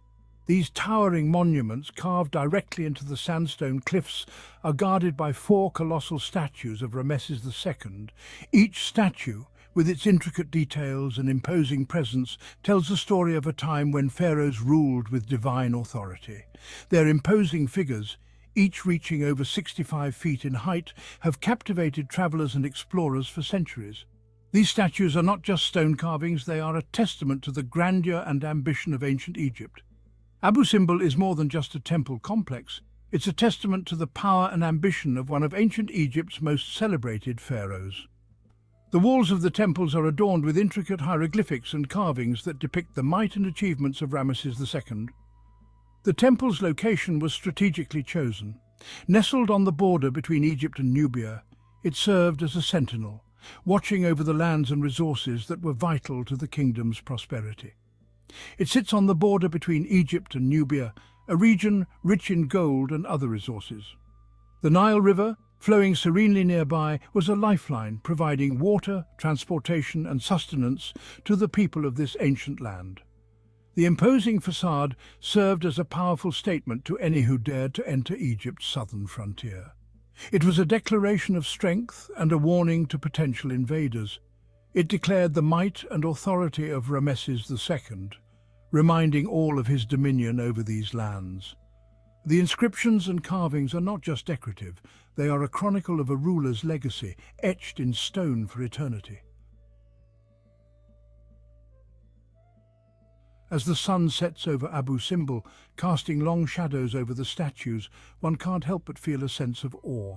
The guardians of Nubia stand as silent sentinels, watching over the land and its people, a reminder of a glorious past that continues to inspire and captivate. Under the starlit sky, the temples of Abu Simbel come alive with a mystical glow. The guardians of Nubia, bathed in the soft light, seem almost ethereal, as if whispering the secrets of the ages to those who listen. Visitors from around the world come to witness this marvel, their faces reflecting the wonder and admiration that these ancient guardians inspire. The legacy of Rameses II and the grandeur of Abu Simbel continue to leave an indelible mark on all who behold them. Rameses II, who reigned from 1279 to 1213 BC, is considered one of Egypt's greatest pharaohs. His reign was marked by ambitious building projects, military campaigns, and a flourishing of art and culture. Abu Simbel, his most impressive architectural achievement, was intended to immortalize his legacy and honor the gods of ancient Egypt.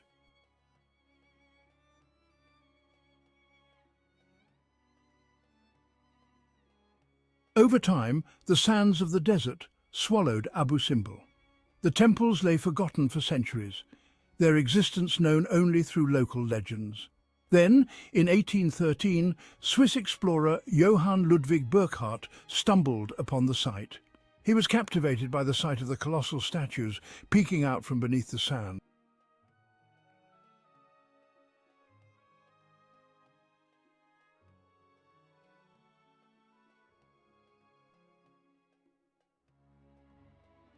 A monumental rescue, the Great Relocation. In the 1960s, the construction of the Aswan High Dam posed a significant threat to Abu Simbel. The rising waters of Lake Nasser, the reservoir created by the dam, would have submerged the temples entirely. To save this ancient wonder, UNESCO launched an unprecedented international rescue operation. The temples were carefully cut into massive blocks, each weighing between 20 and 30 tons. These blocks were then transported and reassembled on higher ground 200 feet above the original site. The relocation was a remarkable feat of engineering and international cooperation, ensuring the preservation of Abu Simbel for generations to come.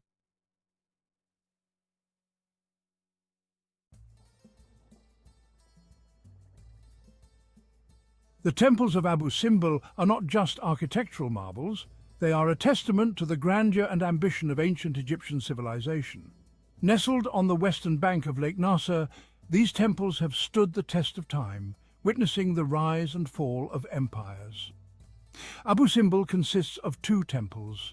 These monumental structures were originally carved out of the mountainside during the reign of Pharaoh Ramesses II in the 13th century BC. They were intended to demonstrate the power and divine nature of the pharaoh. The larger temple, the Great Temple, is dedicated to Ramesses II himself, as well as the gods Amun, Ra-Horakhti and Ptah. The facade of the Great Temple is dominated by four colossal statues of Ramesses II, each standing over 20 meters tall, gazing out across the desert. The interior is a labyrinth of halls and chambers adorned with intricate reliefs and towering statues. These halls were designed to impress and inspire awe, with every surface covered in detailed carvings that tell the story of Ramesses II's reign and his divine right to rule. The small temple, is dedicated to Ramesses II's beloved wife, Queen Nefertari, and the goddess Hathor. This temple is equally impressive, with its own set of statues and carvings that celebrate the queen's beauty and grace. The walls of both temples are covered in detailed carvings. These carvings are not just decorative, they are a visual record of the beliefs, achievements, and daily life of the ancient Egyptians. These carvings depict scenes from Ramesses II's reign, including his military victories, religious ceremonies, and family life. They provide a glimpse into the world of ancient Egypt, showing us the pharaoh's prowess in battle, his devotion to the gods, and his role as a family man. The vibrant colors, miraculously preserved for millennia, bring these ancient stories to life. The hues of red, blue, yellow, and green are as vivid today as they were thousands of years ago, allowing us to connect with the past in a way that words alone cannot convey. As we explore these temples, we are not just looking at stone and paint. We are stepping into a world that has been carefully crafted to honor the gods and immortalize the legacy of one of Egypt's greatest pharaohs. One of the most remarkable features of Abu Simbel is its astronomical alignment. Twice a year, on February 22nd and October 22nd, the rising sun penetrates the great temple's inner sanctuary. The sunlight illuminates the statues of Rameses II and the gods Amun and Ra-Horakhti, bathing them in a golden glow.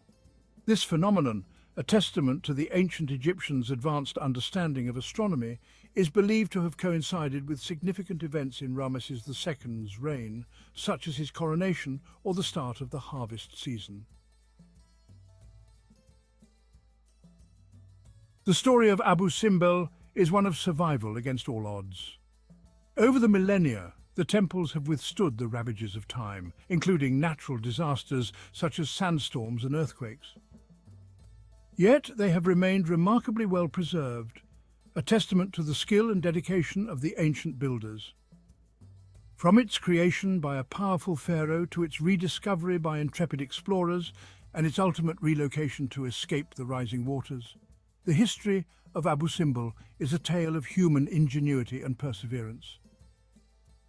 The temples are a source of inspiration, reminding us of the incredible achievements of the past and the importance of preserving our cultural heritage.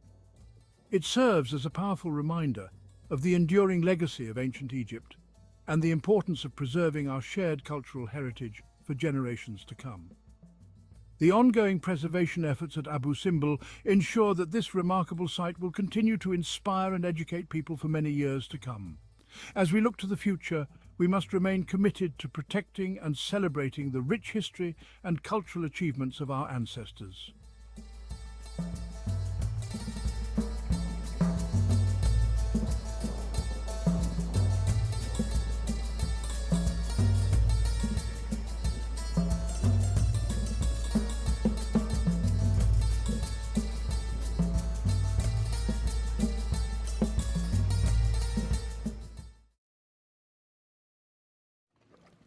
The Rosetta Stone is one of the most famous ancient artifacts in the world.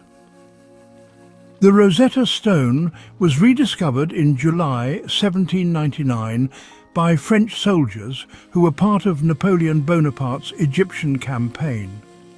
They were tearing down an old wall at Fort Julian near the town of Rashid, or Rosetta, in the Nile Delta, when they unearthed the stone. It is a large stone slab, originally part of a larger stele made of granodiorite. This durable material has preserved the inscriptions remarkably well over the millennia. The stone is inscribed with a decree issued in 196 BC at Memphis, Egypt, in honor of the Ptolemaic king Ptolemy V Epiphanes. This decree was meant to affirm the royal cult of the young king and was a significant political document of its time. What makes the Rosetta Stone so special is that the decree is inscribed in 3 different scripts, a feature that has made it invaluable to linguists and historians. Hieroglyphs, the formal writing system of ancient Egypt, these intricate symbols were used primarily for religious texts and monumental inscriptions. Demotic script, a cursive script used in everyday life. This script was the common script of the people, used for daily transactions and record-keeping. And finally, Ancient Greek. The presence of these 3 scripts is what ultimately allowed scholars to decipher hieroglyphs, which had been a mystery for centuries. News of the Rosetta Stone's discovery quickly spread throughout Europe, sparking a race among scholars to be the first to decipher the hieroglyphs.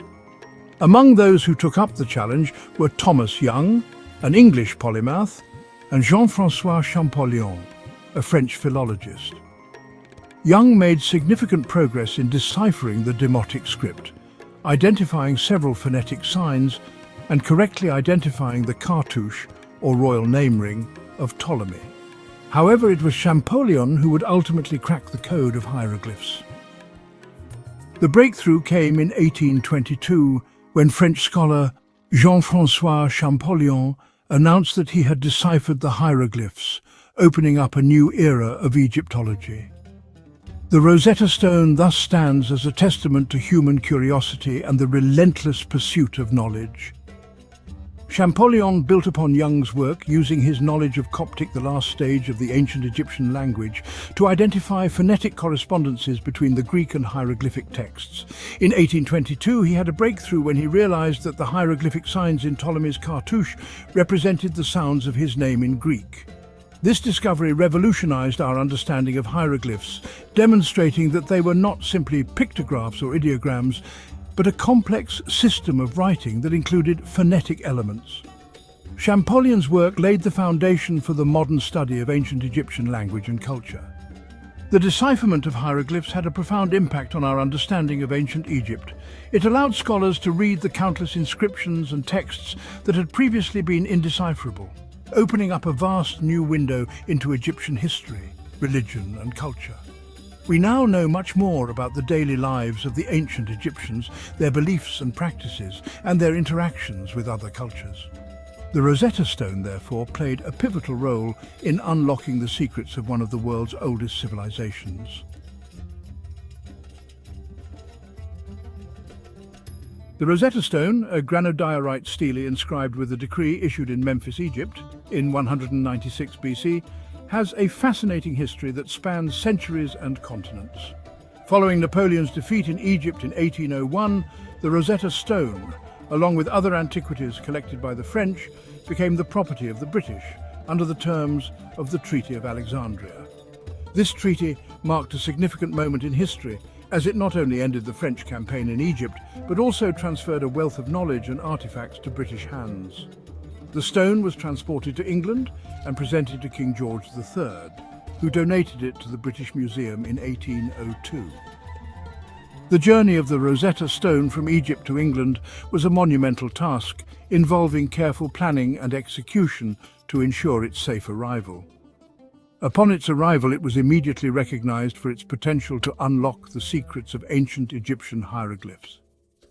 The Rosetta Stone has been on display at the British Museum ever since, becoming one of its most popular exhibits. Its presence has not only attracted scholars and historians, but also inspired countless visitors to delve into the mysteries of ancient civilizations. The stone's inscriptions, written in 3 scripts, Greek, Demotic, and hieroglyphic, provided the key to deciphering Egyptian hieroglyphs, a breakthrough that revolutionized our understanding of ancient Egypt. Millions of visitors from around the world flock to see the stone each year, marveling at its historical significance. The Rosetta Stone stands as a testament to human curiosity and the relentless pursuit of knowledge. Its journey from the sands of Egypt to the halls of the British Museum is a story of cultural exchange, discovery, and the enduring legacy of ancient civilizations. The Rosetta Stone's legacy extends far beyond its physical presence in the British Museum. Its discovery and decipherment sparked a renewed interest in ancient Egypt, leading to countless archaeological excavations and scholarly studies. The stone has become an iconic symbol of our ability to unlock the mysteries of the past. It serves as a reminder of the importance of preserving cultural heritage and the power of human ingenuity. The Rosetta Stone's fame has transcended academia, becoming a popular cultural icon. Its image has been used in countless books, films, television shows, and video games. The phrase Rosetta Stone has even entered the English lexicon as a metaphor for anything that holds the key to understanding a complex problem or mystery. The Rosetta Stone is more than just a stone slab with inscriptions. It is a key that unlocked the secrets of ancient Egypt, a civilization that flourished thousands of years ago along the banks of the Nile River. It is a tangible link to one of the world's oldest civilizations, a bridge connecting us to a time when pharaohs ruled and monumental pyramids were constructed. The Rosetta Stone is a testament to the enduring power of language, showcasing the intricate hieroglyphics that once conveyed the stories, laws, and beliefs of an ancient people. It stands as a symbol of our insatiable curiosity about the past, driving scholars and archaeologists to uncover the mysteries that lie beneath the sands of time. Its discovery and decipherment revolutionized our understanding of ancient Egypt, providing the key to translating hieroglyphics and opening up a vast new window into a world that had long been shrouded in mystery. This newfound knowledge allowed us to piece together the history, culture, and daily life of a civilization that had been lost to the ages, revealing the grandeur and complexity of ancient Egyptian society. The Rosetta Stone continues to captivate and inspire us today, drawing visitors from around the world to marvel at its inscriptions and the stories they tell. It serves as a reminder of the enduring power of human curiosity, the drive to explore, learn, and understand our past. The importance of preserving our shared cultural heritage cannot be overstated, as it connects us to our roots and helps us understand the journey of humanity through the ages. The Rosetta Stone is a beacon of this heritage, a timeless artifact that continues to illuminate the path of discovery.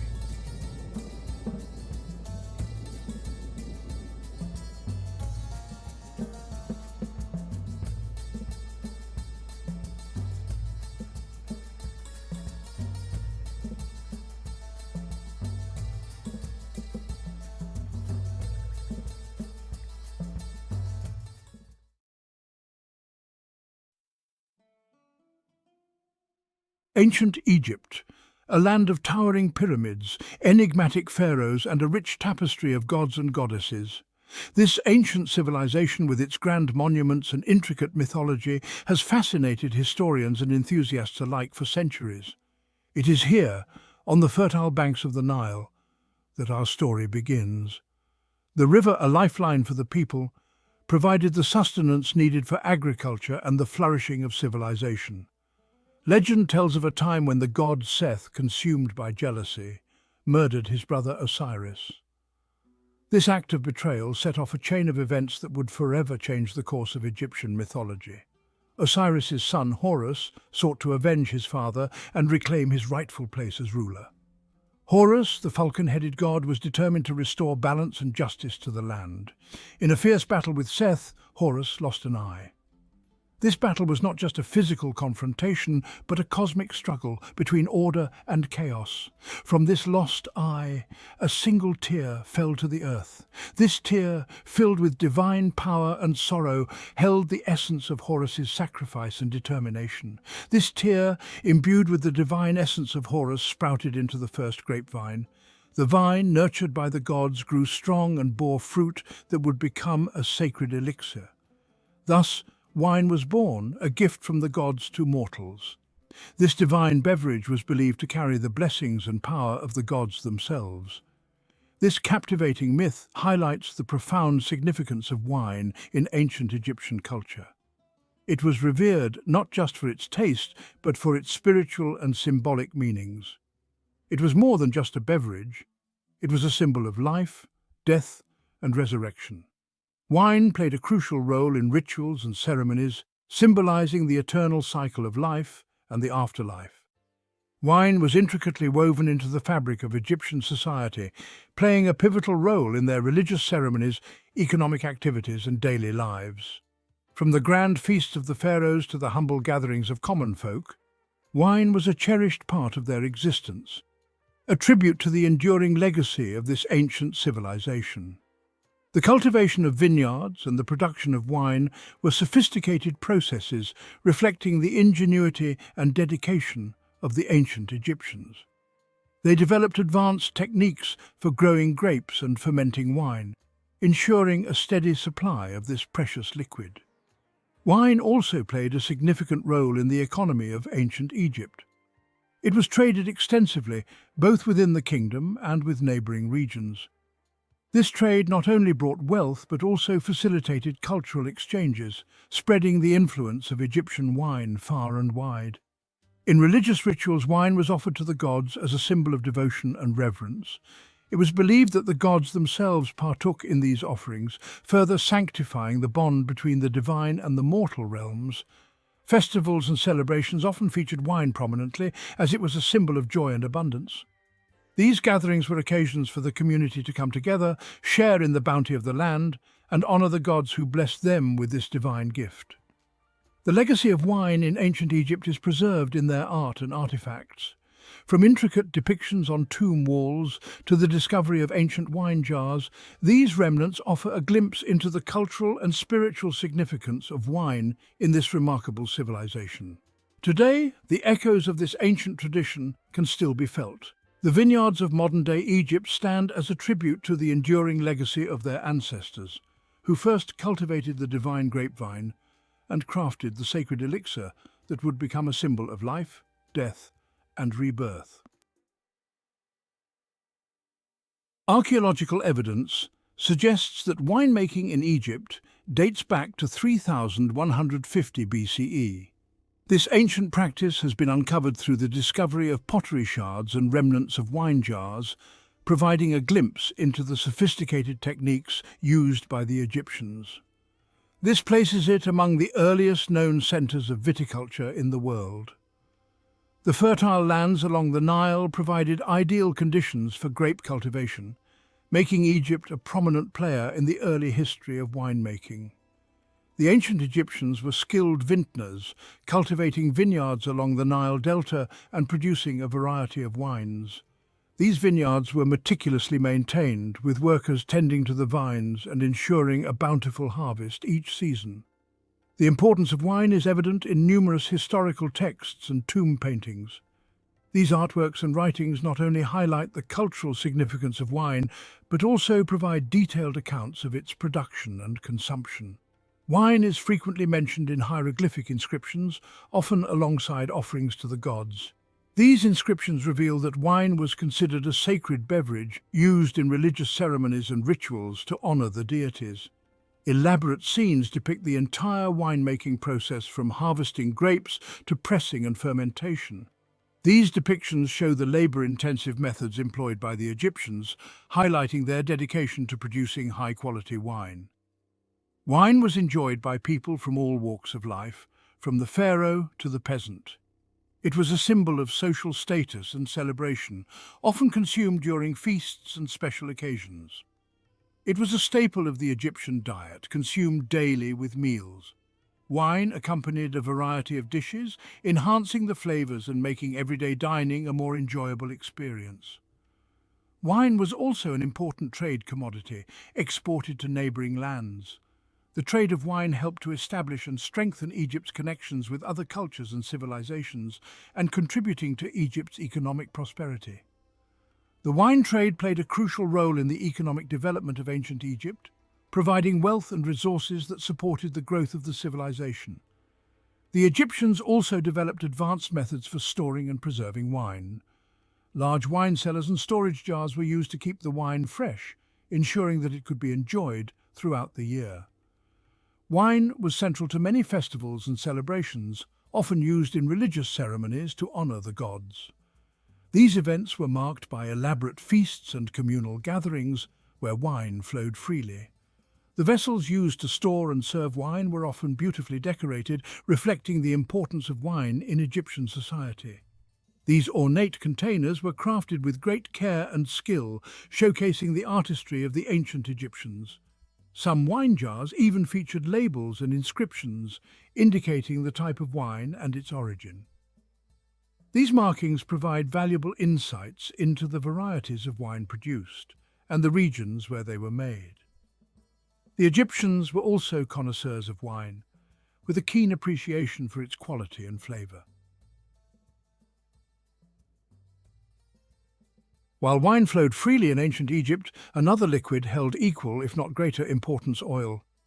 Just as the Nile nourished their vineyards, it also provided the raw materials for a diverse range of oils, each with unique properties and applications. These oils were not mere cooking ingredients. They were the lifeblood of ancient Egyptian society. They illuminated their homes, adorned their bodies, and played a central role in their religious ceremonies. From the humblest peasant to the mighty pharaoh, life in ancient Egypt was intricately intertwined with the versatile gifts of oil. The production of oil was a meticulous process involving the careful selection and pressing of various plants and seeds. Oils were stored in beautifully crafted jars and amphoras, and they were traded extensively both within Egypt and with neighboring regions. In daily life, oils were used for cooking, medicinal purposes, and even in beauty rituals, highlighting their multifaceted importance. Temples and religious sites often received offerings of oil, symbolizing purity and devotion, as depicted in numerous hieroglyphs and artworks. During festivals and celebrations, oil lamps would light up the night, creating a warm and inviting atmosphere that brought communities together. Truly, the story of ancient Egypt cannot be told without acknowledging the profound impact of oil on every aspect of their civilization. The ancient Egyptians were masters of extracting oils from a variety of sources. They developed sophisticated techniques to ensure the highest quality of oil. While olives were not native to Egypt, they cultivated other oil-rich plants along the Nile Valley. The fertile soil and abundant water supply made it an ideal location for growing these plants. Flax, sesame, castor beans, and moringa seeds were all prized for their oil content. Each plant had its own unique properties and uses, making them valuable commodities in ancient Egyptian society. These oils had a multitude of uses, reflecting the ingenuity and resourcefulness of the ancient Egyptians. They were stored in specially designed containers to preserve their quality and potency. They served as fuel for lamps, providing light in homes and temples. The soft, steady glow of oil lamps was essential for daily life and religious ceremonies. They were incorporated into cosmetics, perfumes, and ointments, enhancing beauty and promoting hygiene. Oils were mixed with various herbs and flowers to create luxurious and fragrant products. Oils were also indispensable in religious rituals. They were believed to have purifying and protective properties, making them essential for sacred ceremonies. They were used to anoint sacred objects, consecrate temples, and embalm the dead. The process of embalming was intricate and required large quantities of oil to preserve the body for the afterlife. Each type of oil possessed unique properties that dictated its specific uses. These oils were not just commodities, they were integral to the daily lives and spiritual practices of the ancient Egyptians. Castor oil, extracted from castor beans, was highly valued for its medicinal properties.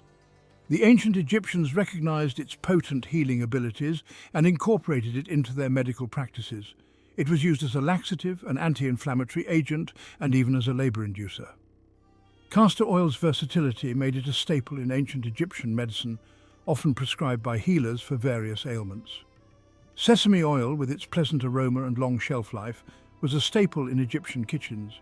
It was not only valued for its culinary uses, but also for its nutritional benefits. It was used for cooking, baking, and as a flavor enhancer.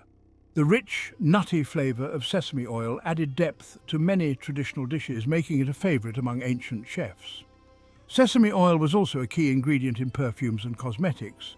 Its ability to blend well with other ingredients made it ideal for creating luxurious beauty products. Moringa oil, extracted from the seeds of the moringa tree, was prized for its moisturizing and healing properties. The ancient Egyptians used it extensively in their skincare routines. It was used to treat skin conditions, heal wounds, and protect the skin from the harsh desert sun. Moringa oil's protective qualities were essential for maintaining healthy skin in the arid climate. Moringa oil was also used in religious ceremonies, symbolizing purity and renewal. Its sacred status underscored the deep connection between the Egyptians and their natural environment, highlighting the spiritual significance of these ancient oils. The trade of these oils was a significant aspect of the ancient Egyptian economy. Markets were bustling with merchants, trading these precious oils, which were highly sought after both locally and in foreign lands. Oils were transported along the Nile and beyond, reaching distant lands through extensive trade networks. Wine and oil, two seemingly simple liquids, played a profound role in shaping ancient Egyptian culture and society. These liquids were not just for consumption, they were deeply woven into the fabric of daily life and spiritual practices. They were not merely consumables, but integral elements of their religious beliefs, economic activities, and daily lives. The use of wine and oil extended beyond the mundane, reaching into the sacred and the ceremonial, From the tears of Horus to the fertile banks of the Nile, wine and oil flowed through the veins of ancient Egypt, leaving an indelible mark on their history. Today, as we explore the ruins and artifacts of ancient Egypt, we gain a deeper understanding of how wine and oil were more than just commodities. They were symbols of life, sustenance, and divine connection, bridging the past with the present. The story of wine and oil in ancient Egypt is a testament to the civilization's enduring legacy. As the sun sets over the Nile, we are reminded of the timeless nature of these elements and their everlasting impact on history. Have you ever pondered about the mysteries shrouded in the sun-kissed sands of ancient Egypt? A land steeped in history, Egypt is an enigma that continues to captivate the world. Its ancient civilization, dating back thousands of years, offers a treasure trove of archaeological wonders and historical significance. The allure of its pyramids, temples, and tombs have drawn inquisitive minds from every corner of the globe, each keen to unlock the secrets of the past. We will traverse the land of the pharaohs, discovering the architectural marvels of Giza, the enigmatic Sphinx, the royal tombs in the Valley of the Kings, the Grand Temple of Karnak, and the awe-inspiring Abu Simbel. Not to forget the Egyptian museum that houses a myriad of ancient artifacts. Each place a testament to the ingenuity and sophistication of a civilization that once was. Join us as we embark on a journey through time, exploring the top 10 places in Egypt that every history and archaeology enthusiast must visit.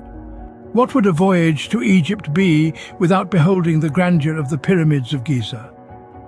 More than just colossal gravestones, these pyramids are a profound testament to the ancient Egyptians' architectural genius, their understanding of mathematics, and their deep fascination with the cosmos.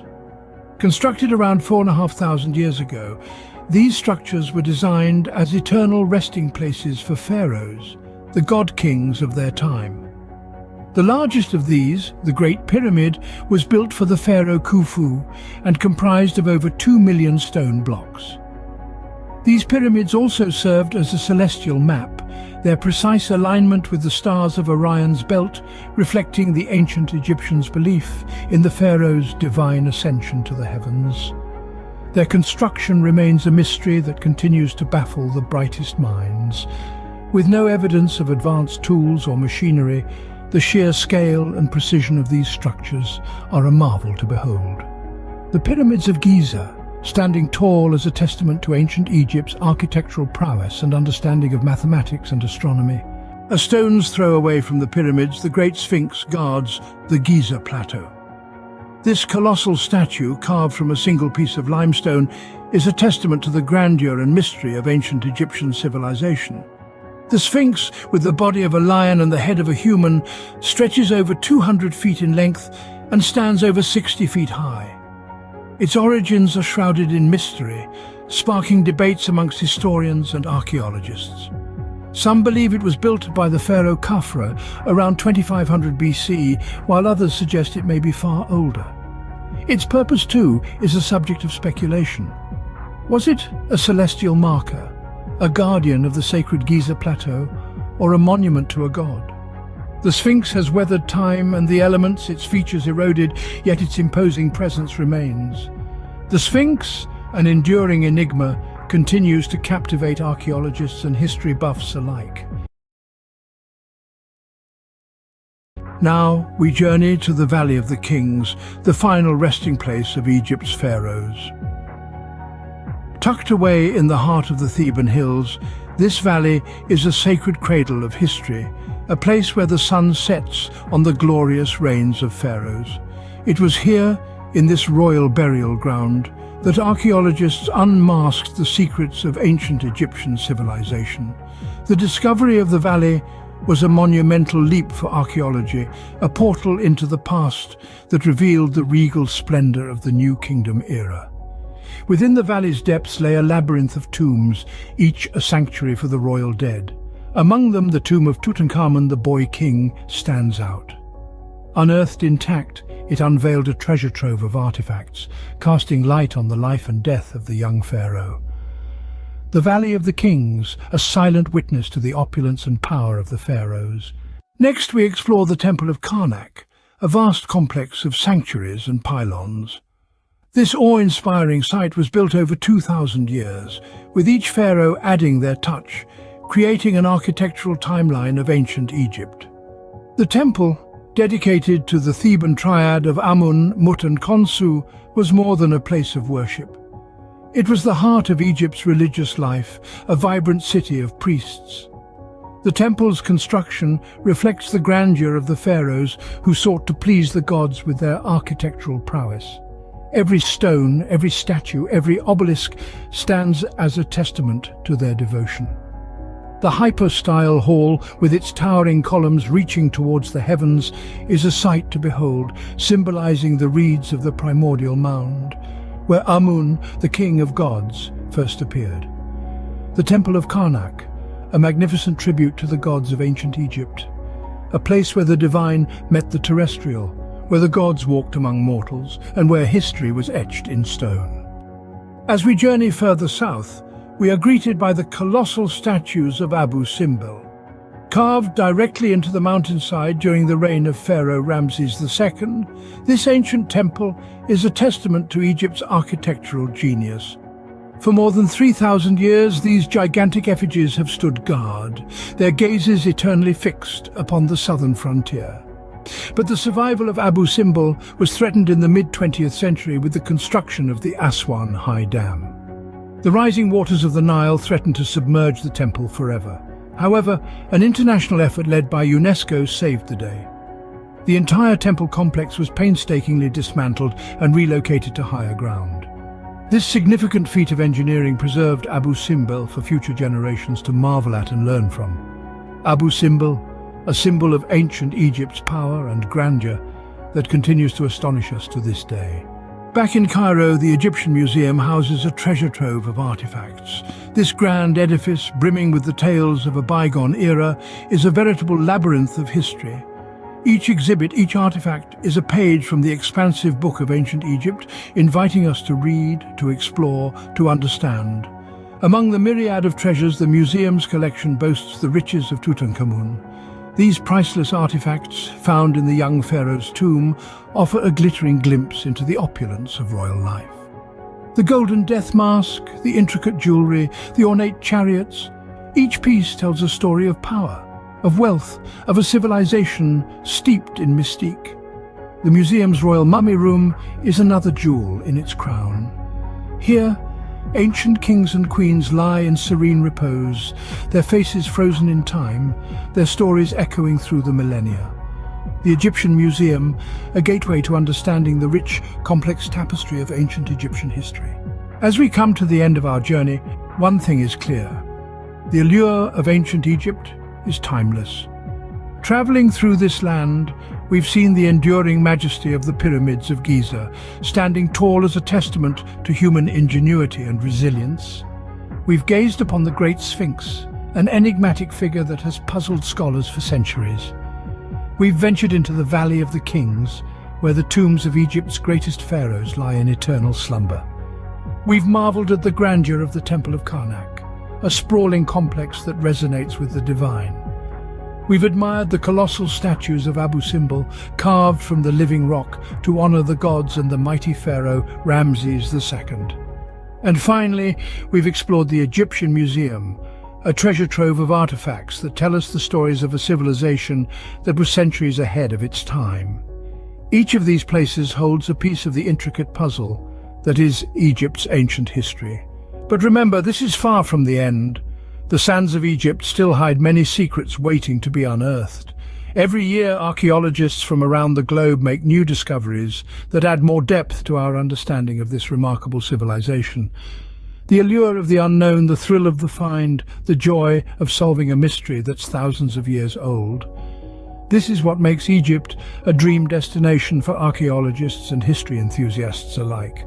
The past is a vast and fascinating place, and Egypt is one of its most captivating chapters. It's a story that's still being written, with every new discovery adding another layer to our understanding.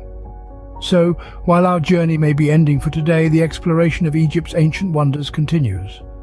Whether you're a history enthusiast, an archaeologist, or simply curious, Egypt's ancient wonders are waiting to be explored. Until then, keep the spirit of discovery alive.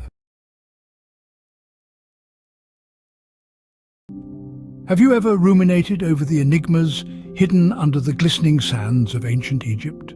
The mere idea incites a sense of inquisitiveness and awe, for this territory, nurtured by the Nile, has played host to an extraordinary civilization, seemingly advanced but equally mystifying. At the core of the desert, the pyramids of Giza stand tall in their glory, symbolizing the power and inventiveness of the ancient Egyptians. These architectural wonders, constructed several millennia ago, still confound contemporary architects and engineers.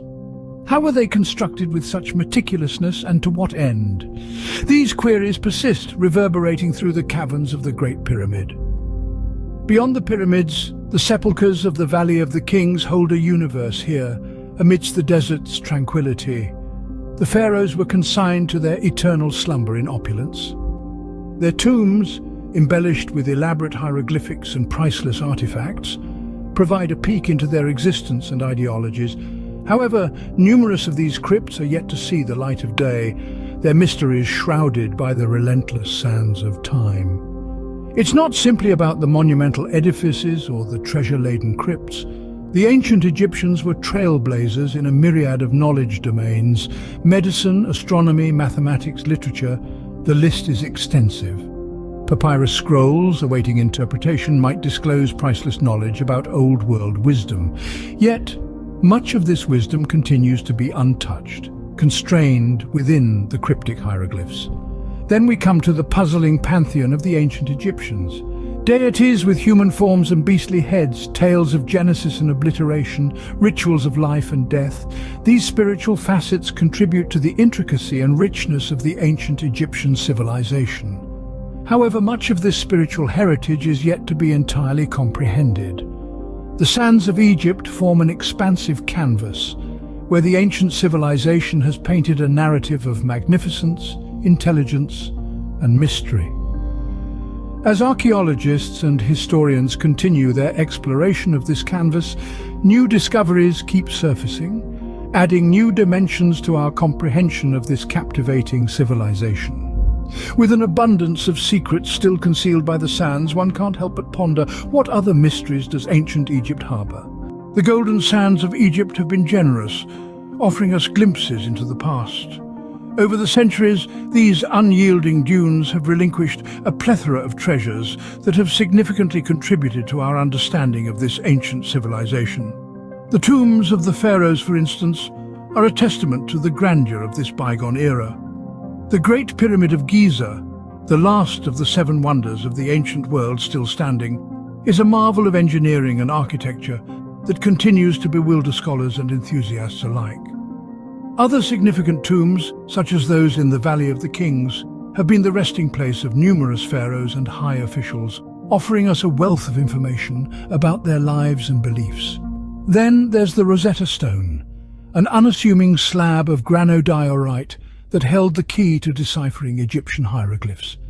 Discovered in 1799, this trilingual inscription unlocked the secrets of an ancient language and in turn an entire civilization. This single artifact has been instrumental in our understanding of the nuances of ancient Egyptian culture, religion and administration. And who could forget the treasures of Tutankhamun's tomb?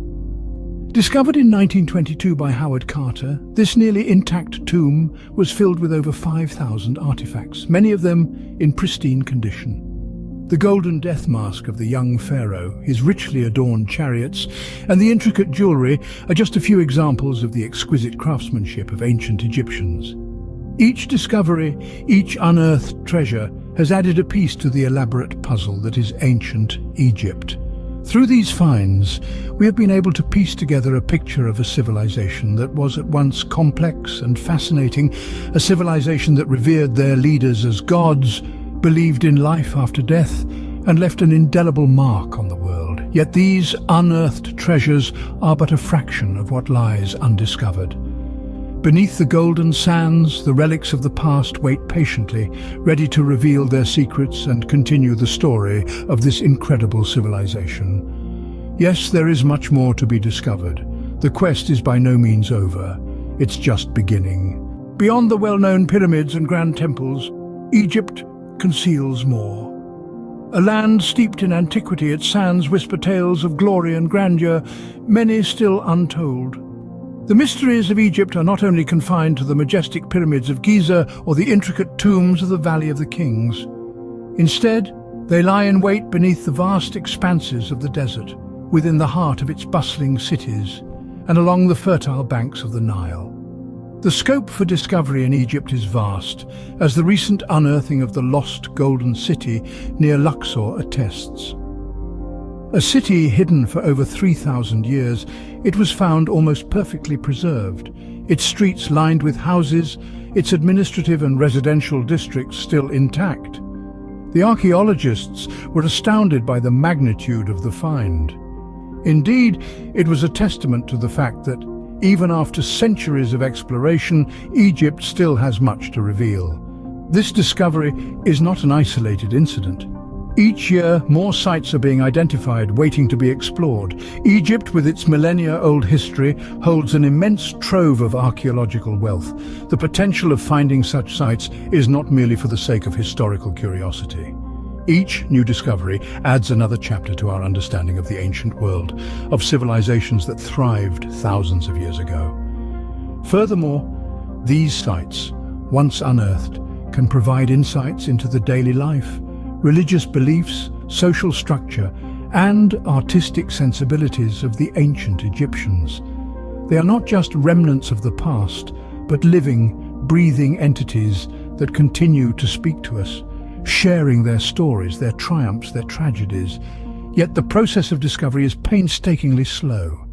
Each grain of sand must be carefully sifted, each artifact meticulously studied, each site painstakingly preserved. But the rewards are worth the effort, for every hidden site holds the promise of a new understanding, a new perspective, a new appreciation of the past. The sands of time have yet to reveal all their secrets. As we continue to delve into Egypt's hidden depths, we remain hopeful that the ancient land will continue to astonish us with its timeless tales and treasures. Ancient Egypt was a civilization ahead of its time, but how much do we truly know?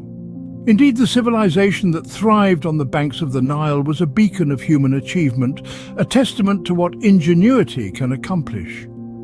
Let's delve into the realm of the ancient Egyptians' advanced knowledge. Consider their understanding of astronomy. They were among the first to chart the stars, establishing the basis for the modern 12-month calendar. Their sophisticated knowledge of celestial bodies allowed them to align their pyramids with the constellation of Orion, a feat that still baffles us to this day. But the depth of their astronomical understanding is still a mystery, waiting to be unraveled. In the field of medicine, the ancient Egyptians were pioneers. They performed complex surgeries, developed an array of medicinal treatments, and had an understanding of the human body that was years ahead of their time. The Ebers Papyrus, one of the oldest medical documents in existence, is a testament to their medical acumen. Yet we are only beginning to scratch the surface of their medical knowledge. Architecture was another area where the Egyptians excelled. The pyramids, the Sphinx, the temples, all stand as enduring symbols of their architectural prowess. But the principles behind their construction, the techniques they used, the tools they had, much of it remains shrouded in mystery. And let's not forget agriculture. The ancient Egyptians, through their intricate irrigation systems and knowledge of the Nile's flooding cycles, were able to turn the desert into a fertile oasis. The principles they employed are still in use today. But again, we have only a fragment of their agricultural knowledge. The ancient Egyptians were a civilization ahead of its time. Their knowledge in various fields was profound, and much of it remains untapped. We've inherited the remnants of their wisdom, but there is so much more to discover, so much more to understand. The wisdom of the ancients awaits in the shadows of the pyramids. The quest to unravel the mysteries of ancient Egypt is far from over. Indeed, the sands of Egypt continue to safeguard secrets that have yet to be revealed. Ongoing excavations and research carried out by intrepid archaeologists and historians are still unearthing treasures and knowledge that boggle the mind and challenge our understanding of this ancient civilization. In the heart of Egypt, beneath the blazing sun, the archaeologists' spades slice through the sands like a pen on a blank canvas, each stroke revealing a new layer of history, a new piece of the puzzle. Their work is not merely a job, but a passion, fueled by the allure of discovery. They are the true custodians of our past, painstakingly sifting through the sands of time. But it's not just about uncovering treasures, it's about deciphering the stories they tell. Every artifact, every inscription, every monument holds a narrative waiting to be understood. It's a complex jigsaw puzzle, and each discovery is a piece that brings us closer to seeing the full picture. The potential for new findings is vast, from the secrets of the Sphinx to the mysteries of the pyramids, from the enigmatic hieroglyphs to the lost tombs of the pharaohs. The possibilities are countless, and with each new discovery we gain a deeper understanding of the life, culture and wisdom of the ancient Egyptians. But this quest is not without its responsibilities. It's crucial that we preserve these historical sites and artifacts. They are our direct link to the past, a tangible testament to our shared human history. And they are a heritage that we must protect for future generations to learn from and appreciate. As we continue to dig deeper into the sands of Egypt, we inch closer to understanding the enigma of this ancient civilization. The quest continues, and with each passing day, the ancient sands of Egypt whisper stories waiting to be told. Our understanding of this remarkable civilization is growing, but there is still so much more to discover. The story of ancient Egypt is far from over, and the next chapter could be just beneath our feet.